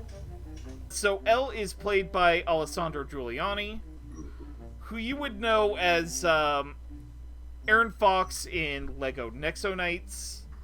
He was Gambit in X-Men Evolution. In terms of anime stuff, he was Prince Toma in the second Ranma 1/2 movie. He was also Kid Icarus in Captain N. And while I typically try to shy away from live-action roles when going over actors and characters on this show, he plays Lieutenant Felix Gaeta in Battlestar Galactica, the sci-fi version. Alright, so Jet, let's start off with you. okay, so going into the actual performance, I have to say that this one was actually a really interesting case for me back in the day. Because, like I said before, I watched the anime in Japanese first, and L's Japanese voice actor was Kape Yamaguchi, who he has a pretty distinct voice, since he's also Usopp in One Piece, he's Inuyasha, and he's also the current voice of Lupin III. Just to name a few things he's done. And Alessandro's performance doesn't really sound anything like that, which was a little bit off-putting at first. But the more I heard his performance, the more it kind of grew on me, and now I actually prefer it to the point where it's basically my favorite performance of the whole show. He's really great when it comes to L's, like, cool demeanor, and he gives him, that kind of air of professionalism. But the thing that really stood out to me were all the little moments where L gets to be really sassy, since it kind of gives him a little bit of extra charm that honestly a lot of the other characters lack. And it also helps to contrast L and Light a little bit more, since personality quirks aside, and the way they view their ideals are kind of essentially written as the same character. But anyway, I really love Alessandro Giuliani's performance as L, and it was a real pleasure getting to listen to it again. Getting to Alessandro Giuliani's particular performance, I love this. This was probably the best performance out of this, even above some of our final characters. I found that the Seiyu just made the character kind of flat and dry and particularly monotone, but here you can hear the character thinking over every word and trying to put his words into place while his brain is 3 steps ahead, and so you're never sure whether he's come to a conclusion or is just about to get to one now. Like that. Just absolutely... I could totally buy that this character is a super genius who is thinking so fast that he has to have all of those very meticulous, those quirky habits to just try and manage and process the outside world. That the whole living in the darkened rooms and running around with no shoes on and all of that. It seemed like this is the sort of superhuman, almost a stereotype of what the Rain Man would be like, where almost a cliche of autism, but played so nuanced, I guess, that I was totally sold that this is a person who is not neurotypical, but is so brilliant that you can see why in this crazy world where death gods hand out notebooks and teenage sociopaths over-engineer the crazy ways to protect their diaries, that this character would go. I remember reading somewhere a few folks in the autistic community saying, yeah, I really identify with L, and seeing some really interesting breakdowns on that character saying, yeah, this character could totally be on the spectrum. And I could totally believe that. This performance that Alessandro Giuliani did kind of cemented that for me. I used to work as a reading tutor with some folks who were on the spectrum, and it's really quite... I saw quite a bit of that in there, at least from my limited experience. Alessandro Giuliani. I can see why you won as many theater awards as you did after moving on from voice acting, because man, you're good. Okay. Again, I'm gonna give you a BAFTA or something for that description. Yeah, what else can I say about Alejandro Giuliani's performance as L? Because from the sounds of it, it's not exactly similar to the Japanese version of it. It sounds like there's quite a bit of a difference to it, but that's good because in translating any dub from Japanese to English, you want to make it, you want to give it its own English flavor to it. You know, you want to take advantage of the language instead of just making it a one-to-one translation. And in the way that Alessandro, sorry, you can kind of hear the gears turning in his head. Like, you can see the sparks flying, you can see the thoughts jumping from place to place. It's his voice kind of like goes up and down and dialects back and forth and it jumps between a whisperer and a louder voice at weird places. I think the reason why it's so weird is why it's so unorthodox is because apparently Alessandro said himself that even he didn't get the character. Like, we ourselves don't quite get what's going on in L's brain. I could see that. Even Alessandro himself said, you know what? I don't know what his deal is. I'm sure I'll figure it out, but I don't quite know what it is. So that's kind of an indication of like a very quirky character. Even the actor himself didn't know what he was thinking. He knew what to do with them. And yeah, listening to his low grumble is also gratifying because it kind of portrays the loneliness that he feels as well. You get that sense that like you kind of feel a little sorry for the guy that. And I think this is described in one of the movies. You can correct me if I'm wrong, Roots, but he grew up in an orphanage, didn't he? Yeah. Yeah. Yeah, that's what. Yeah, because I've seen the clip where he's talking over camera to some of the orphans from the orphanage that he used to go to, and he's describing what he thinks of monsters. He's kind of describing them as lonely creatures, I think he said, that should be almost pitied, and it feels like he's kind of talking about himself. So, all that information in mind, Alessandro's portrayal of this is really quirky, really unorthodox, and is probably the embodiment of this antisocial genius role that we've ever heard before. It's I really don't have anything else to add on top of what you guys said to it. It's just a shame he didn't last throughout the entire series. Yeah. But what can I add to the character that's the world's easiest cosplay that what you guys haven't already said? Just a white shirt. That's all. White shirt and black pants. That's all you need. In particular, I really liked the the sort of mini arc in the 50 Days of Captivity for Light and Misa. He's trying to work together that, the killings have started up again, but Light and Misa are right here. I can see everything they're doing, and yet everything is still going on business as usual. What's going on? Like, sort of the mumbling to himself, the lying to Light.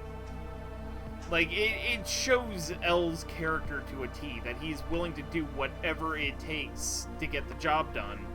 Even spy on the police force. Even spy on the police force. But, there's really not a lot more I can say. We're going to give this guy an Oscar, an Emmy, and put him in the National Archive. Yeah. That said, on that note, I really like... This is more to the credit of the actual producers of the show at NTV and Madhouse. The sound design for episode 25, where, like, the little minute noises are in the foreground. Yeah. The church bells, the rain. Oh, yeah, that was really good. That. Yeah, I have my complaints about the adaptation, but episode 25 was really good. Yeah. Was that the Light and L in the Rain episode? Yes. Okay. Where they throw in the Last Supper allegory for no reason, where L washes Light's feet. So are we ready to move on to our last character? Yeah. Light Yagami is basically... He's Kira. He is... Basically Kira? He's trying to become more or less a mortal god. So, Light Yagami is played by Brad Swale, who you would know as Rock from Black Lagoon. He was Kurt Wagner, aka Nightcrawler in X-Men Evolution. So many X-Men actors in this show. He was Amuro Ray in Mobile Suit Gundam.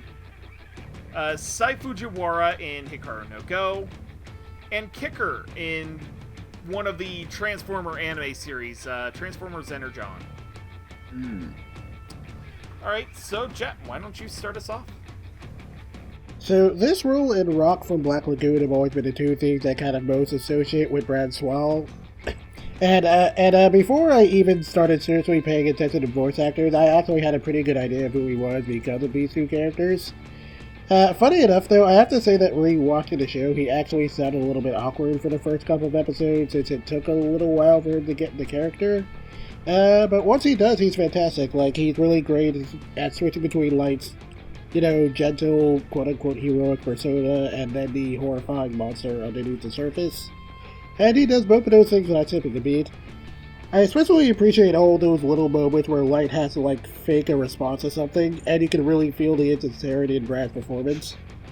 And it's really great since the appeal of Light is mainly that you're supposed to be kind of fascinated by the sheer audacity of his plans, while, also being kind of repulsed by how terrible he is, and, wanting to eventually see him get his just desserts. And the show mostly works in that respect, with the exception of one little problem. How the anime changes the ending.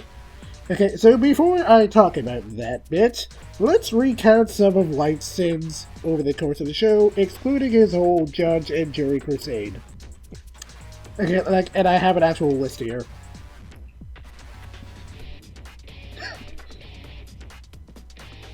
Okay, so he killed a guy who, as far as he knows, did nothing wrong purely because the guy mocked him. He experiments on people just to cover himself, kills an innocent woman because she knows too much, and mocks her as he sends her off to her death. Turns at least 4 other people into serial killers to help cover himself. Abuses women, he 2-times women, and he sends his own father to his grave and has to literally pretend to care about it. And then lastly, he sets one of his girlfriends on fire while she begs for help. So simply put, Light is not a nice person, Light is a monster. And part of the journey here is knowing that he will ultimately be made to pay for all the many horrible things he does. And in the manga, that basically happens. Light is literally made to be begging for his life, like the little worm that he is.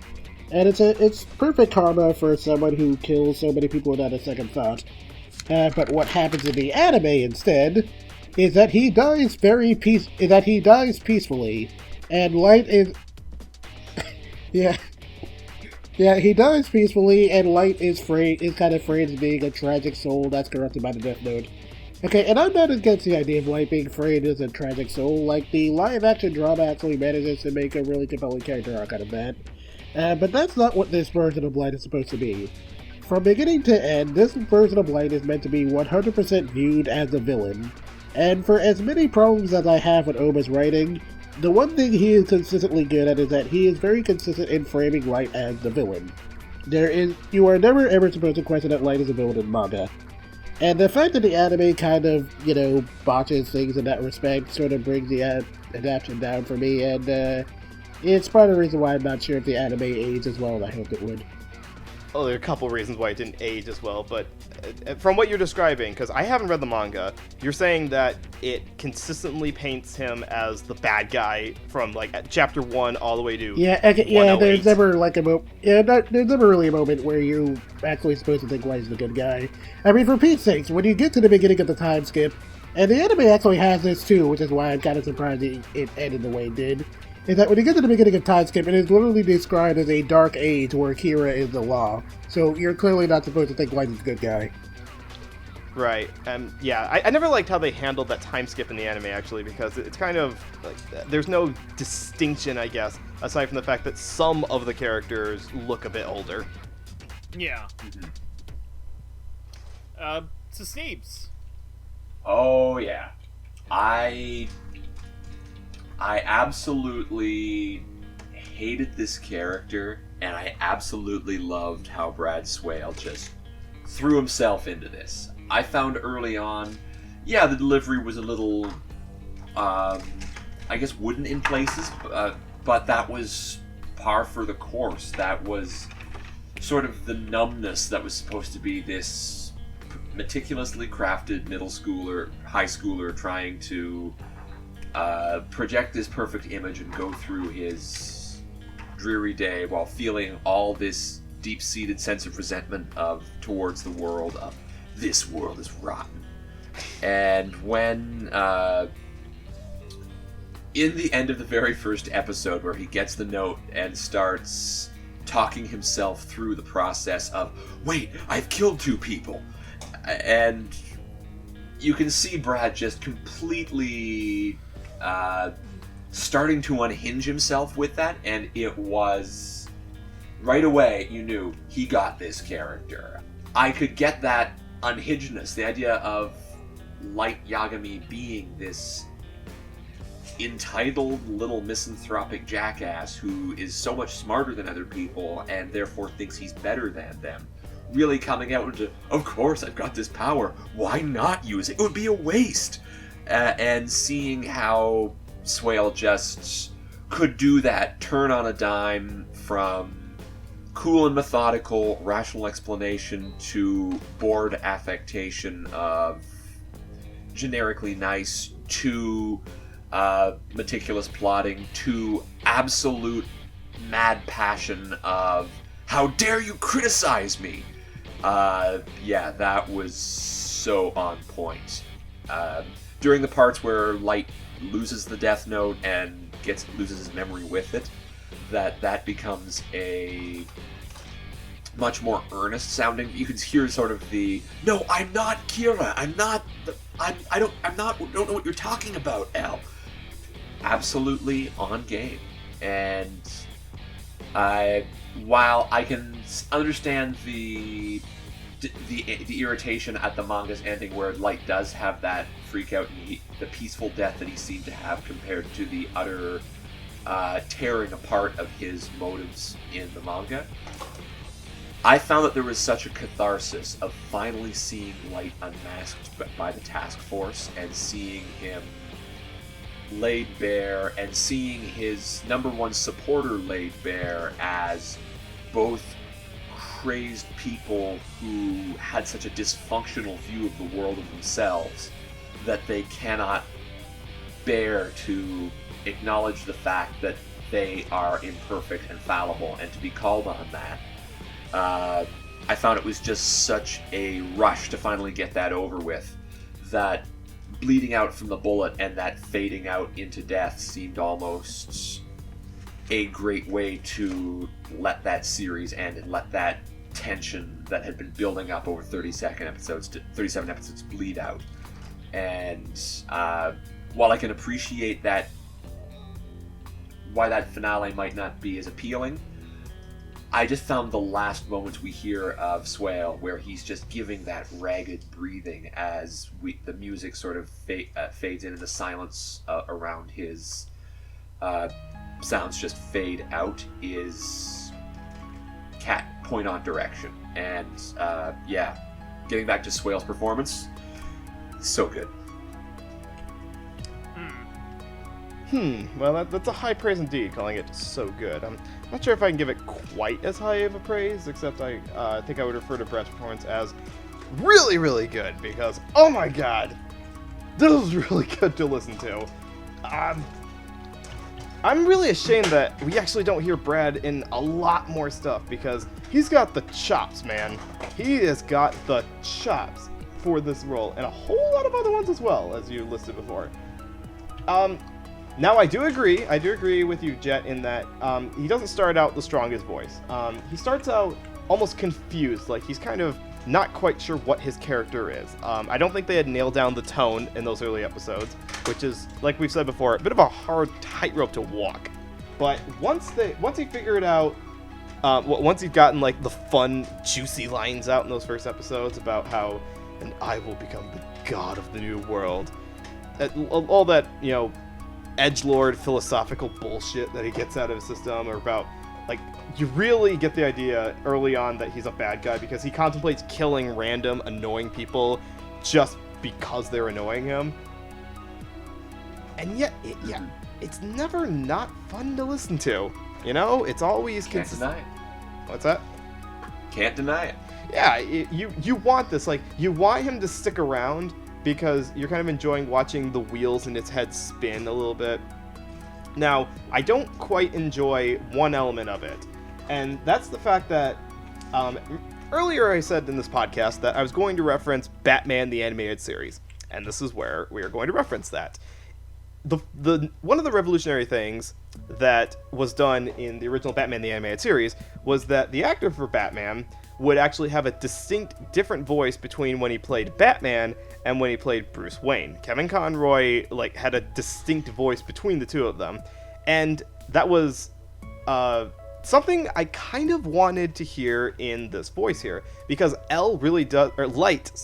Light has two faces that he puts on. He's got the kind honor student, the pinnacle of Japanese education that he puts on for the people around him, and then he's got, I'm in my room with a single lamp, contemplating how I'm going to outwit the police voice. And there's no real distinction between the two. The speech pattern is the same, the pitch is the same. It's all very similar to each other.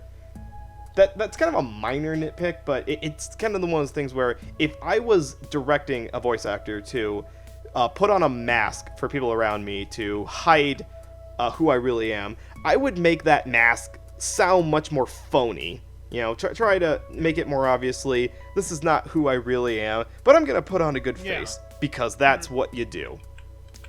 But yeah, honestly, aside from that, I can't find a qualm with Brad's performance. Yeah. And it really reaches the apex. It reaches the pinnacle of fun to listen to in the final episode when he's caught, he's not getting out of this one, and they put like a spotlight or something on him, and he just throws his head back and starts laughing. I can't possibly do that justice. Man, I have listened to that laugh an embarrassing amount of times. I mean, did you have it as a ringtone at some point, Jet? Okay, because I'm probably going to do that after this episode. Download that as a ringtone. Might get me kicked out of work, but it would still be worth it. Yeah, no. So, yeah, take it away, Roots. I'm assuming you're going to have nothing but violent contempt for Brad's performance because the rest of us had only good things to say, right? Well, I mean, unfortunately, I got to agree with you guys. Where's the It is... Where's the heavy criticism? Like, it is a very strong performance in a dub full of very strong performances. Like, I guess I would say I'm not a very big fan of some of the dialogue he's given. The show does not really let Light treat Misa very well. Yeah.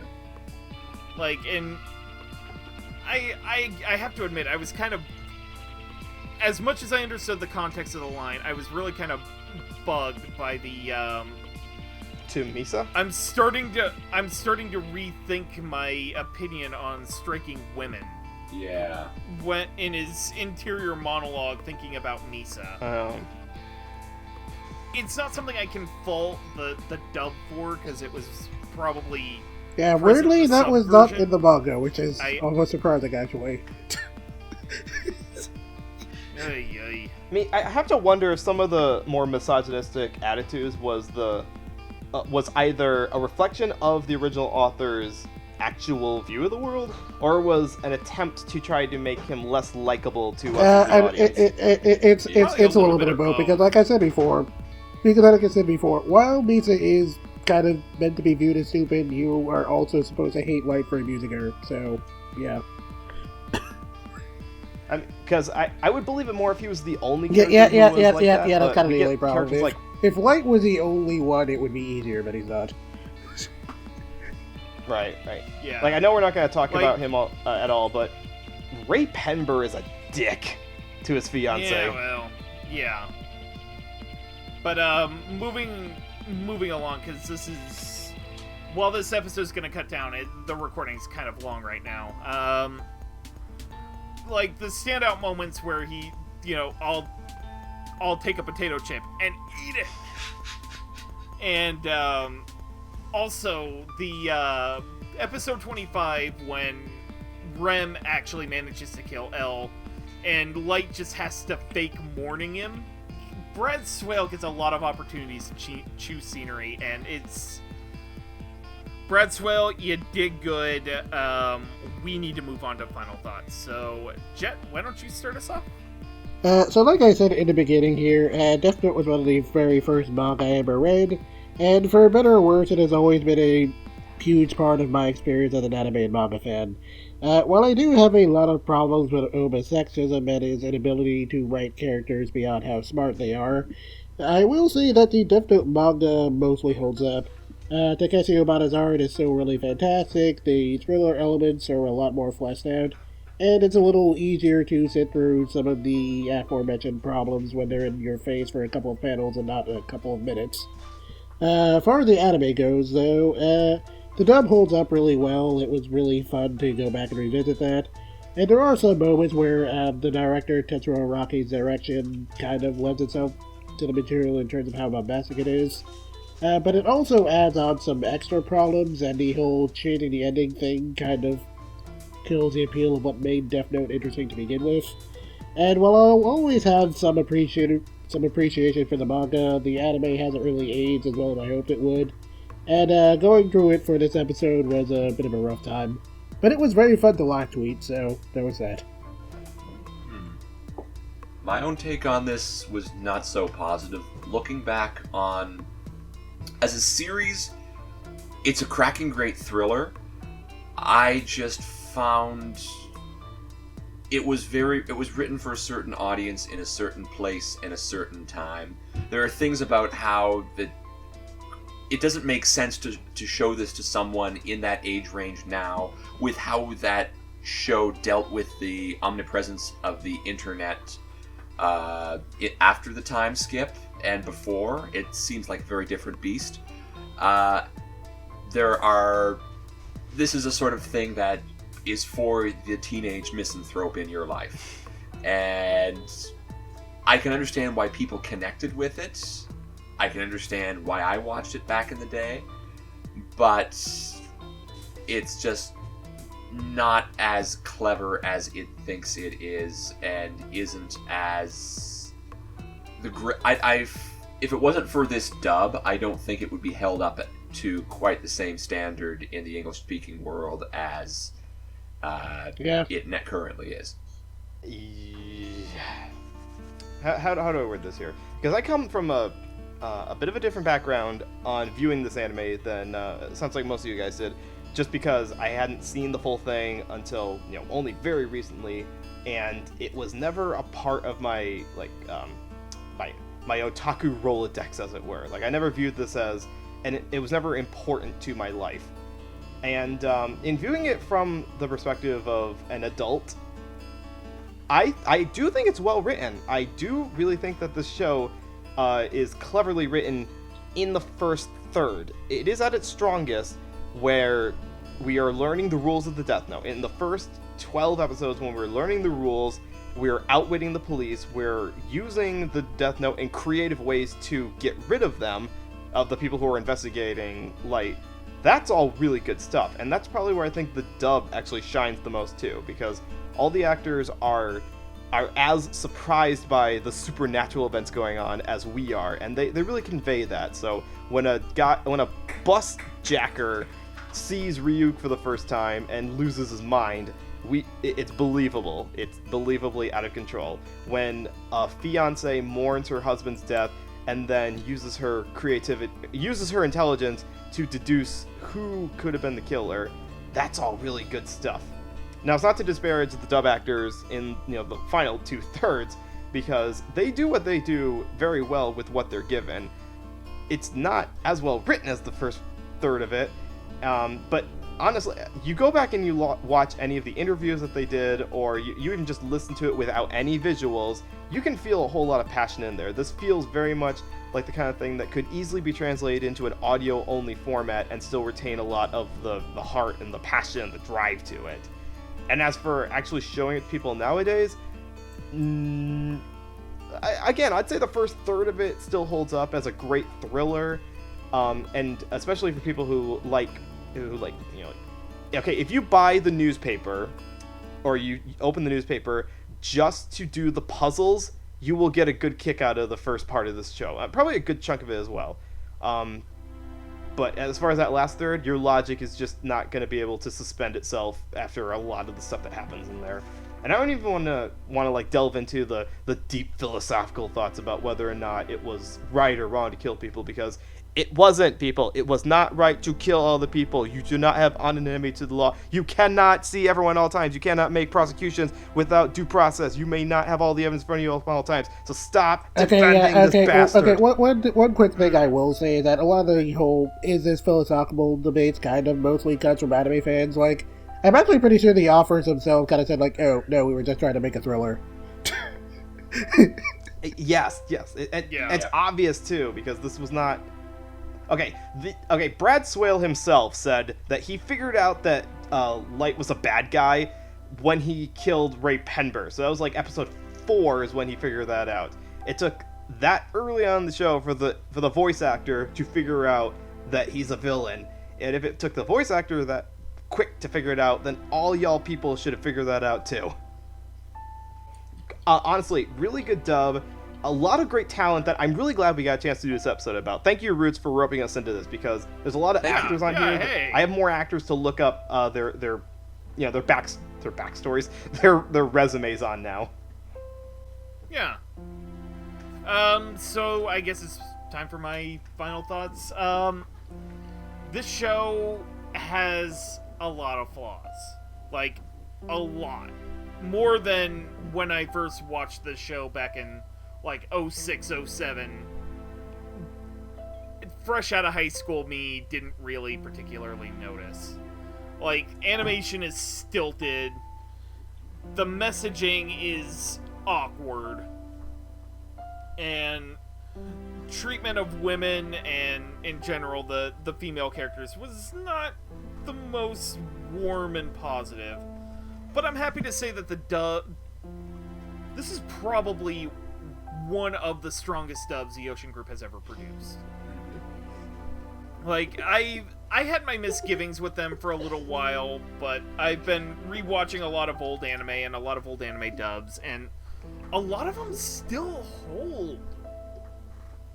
Like, even like 15, 20 years later, with new technology that makes dubbing easier. We can now dub things like within 2 weeks of when they air in Japan. Like, the Ocean Group still... A lot of the dubs that I hold in very high regard come from them. And I'm really glad that we got to be able to talk about them today. And, you know, misgivings about the Death Note anime aside, the dub holds very, very strong. And would I recommend this to a new anime fan nowadays? Like, probably not immediately, like I would have, like, maybe 5-10 years ago. But it would definitely be something that I would suggest as they're getting into anime a little more. I would probably... I don't know what I'd suggest somebody start with. Probably, like... If we're talking about, like... Are you talking about something similar to the show that you would recommend instead? No. I mean, just in general. Like, what would today's anime fan starter pack be? Let's see. You've got My Hero Academia if you want action. If you want a thriller... Okay, there isn't really anything specific if you want a thriller. I mean, I guess Erased, but it's not that popular. It's popular, but not that popular. Well, actually, if you want a thriller with some deep philosophy to it, I would actually recommend Madoka Magica. Oh, okay, yeah. Madoka's modern enough. Sure, I think it... Yeah, I would probably say, like, My Hero Academia, Madoka, and maybe, like... If we're covering all the shit. Okay, well, Attack on Titan is obviously in there. Well, but... yeah. I mean, there's a lot... I mean, that's a whole other podcast in itself, what the anime starter pack would be. But, I am... Yeah, I mean... For a long time... It's an interesting thought experiment. Yeah, for a long time, Death Note was held in high regards as, like, one of the earliest shows that people would watch, but it's not going to be something that... I don't know how well it's going to hold up to the younger... Like, today's middle schoolers. I mean, I would not recommend this to a middle schooler in the slightest. I probably wouldn't have even done so. Well, no, I don't think any of us would. As adults, none of us would recommend that to a middle schooler. Yeah. I mean, again, like I said, the manga, in spite of some problems, the manga mostly holds up, and the anime not so much.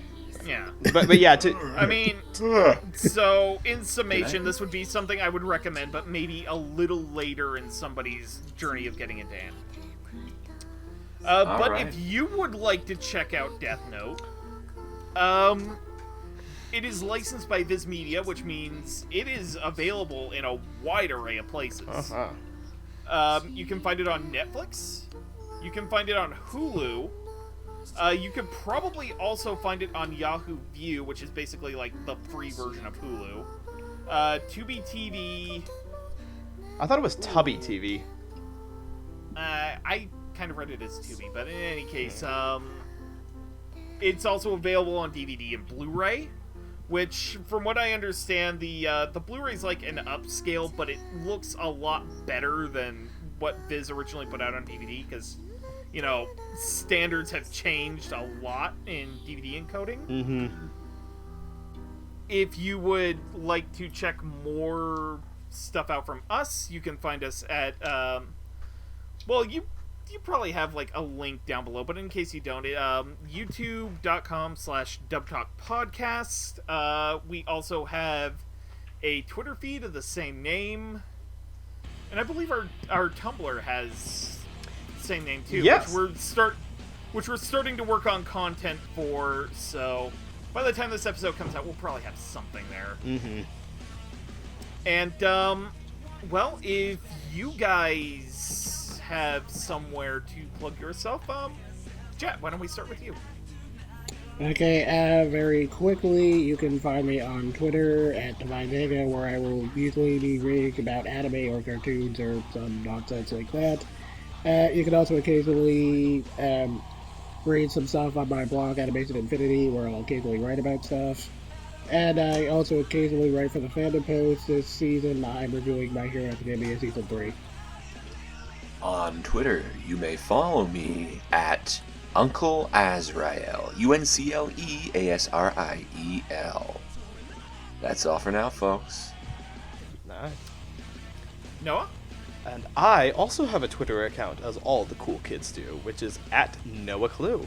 And that is the place where, if I'm not talking about the latest in global animation or ranting about voice actors not getting enough recognition, I am usually posting pictures of my children because if you go through the process of having kids, one of the best things about it is you get to post pictures of them on your social media pages.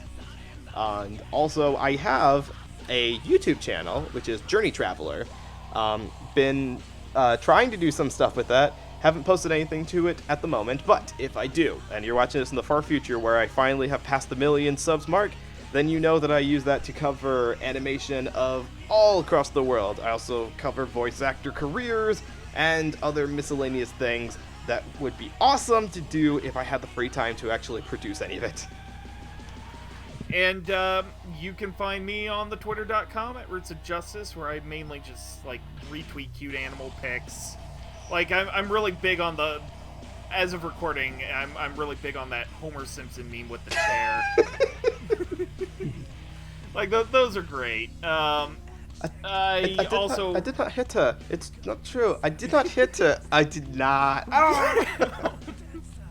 But I also have a YouTube page and a blog that I keep talking about it as something I need to do something with, and eventually I will. Roots, buddy, we must make a pact with each other that by the end of this month we will start regularly posting to our respective social media pages. Just sign your name in this book, guys. It's a deal. Sign your name on the contract. It's in my notebook. That's the wrong. That's the wrong show. There was no contracts in this one. It's just you pick up the Death Note and you can neither go to heaven nor hell. You join us on the social media. But in any case, that's a wrap for us. Yeah. So from the Dub Talk podcast, we would like to wish you all a good morning, evening, whenever you're listening to this, and Otaku Wanda Daba. And remember. Yep, and just know, if you got to the end of the episode, everything went just according to Keikaku. Keikaku means planned. Hashtag Keikaku plan. Aloha!